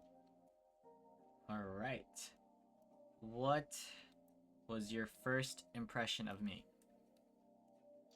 Dude, I thought you were like freaking amazing. I was like, oh shit, yo, Wilson's in my chat and shit. Like, I had a lot of fun like meeting you. Like, when I think I first met you like in a raid or something. Like, it might have been like a Shubi raid or something.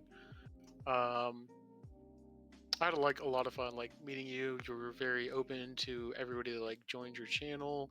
Um, you were just a very welcoming person, and I really enjoyed that. Like, especially like when it came to Twitch, like I think I was like kind of relatively new when like I met you, and you were always down to help people.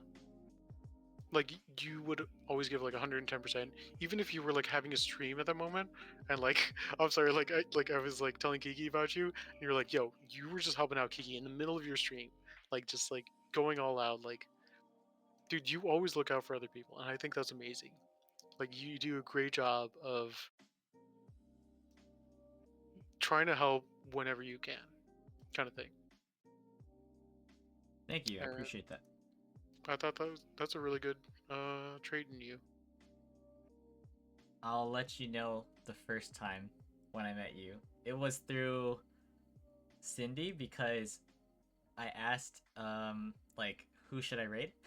And she referred me to you, so I rated you. Okay. And she's just like, "Nah, we'll take a shot for you." Oh shit, I remember that. And I you did remember that. now. Oh my god. Supergirl, thank you so much for being here. Have a great night. I appreciate you once again.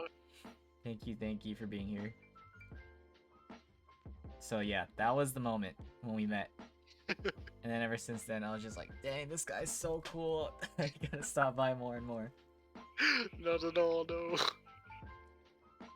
Let's do at least 2 more questions. Okay.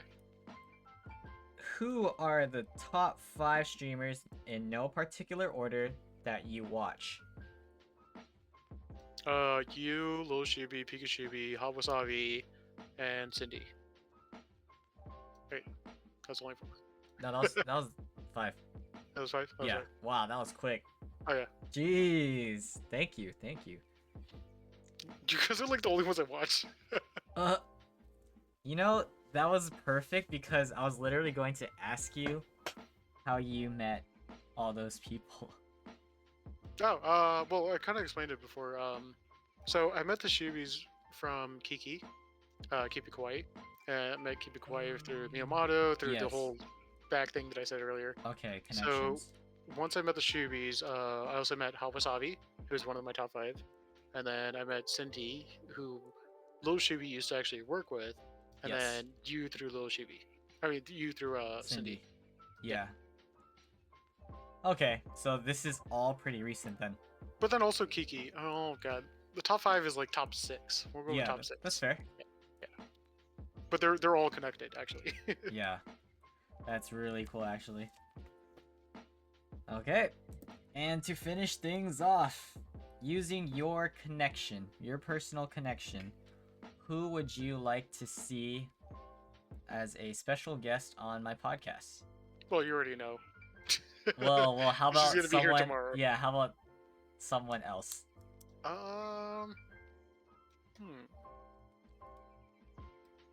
I kind of feel like Lil Shuby might be a good choice. Okay. Because I don't know if you've actually talked to Jess that much, but she's actually really great. She does like a lot of cosplay and all that. She's a really cool person. She's also my #1 fan too. I'm her #1 fan as well. But no, she's a really cool person. Quite Yeah. a possibility. Doing that.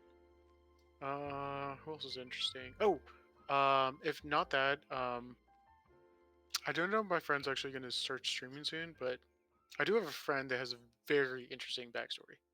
His name is Corey. He actually used to be in a band, and he's a great music artist. He was in the band that's actually on my shirt right now. Oh. So he used to actually sing in Dead Horizon and all that. I did not wear the shirt for that reason, but like, Very neat. Yeah, Uh, it just came up. Perfect. he's actually a really cool guy. He's actually going to join me on the maid stream, so he's going to Sick. be wearing a maid outfit as well. But I don't know if he's actually going to start streaming or not. Uh-huh. I got to talk to him on that. But if he does, super interesting guy. I would definitely say that. But for now, yeah, Lil Shivy, she's a wonderful person, super sweet. Honestly, like sweetheart to a T, Mm-hmm. basically thing. But yeah. Awesome. Great answers.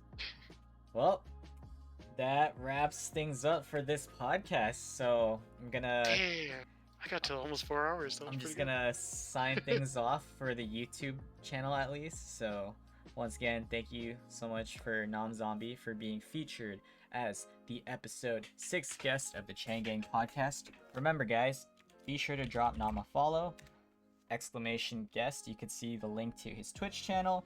And once again, if you guys don't know what this podcast is generally about, you could use the !podcast command to see that it's about getting to know people better on a more personal level. So, Nom, thank you once again for being awesome and for being willing to, share your stories with us. Thank you for having me. Yes, and we're gonna move on. We're gonna keep in touch and everything, and there will be more guests in the future. So, thank you guys. We're signing off from YouTube, so please do like and subscribe.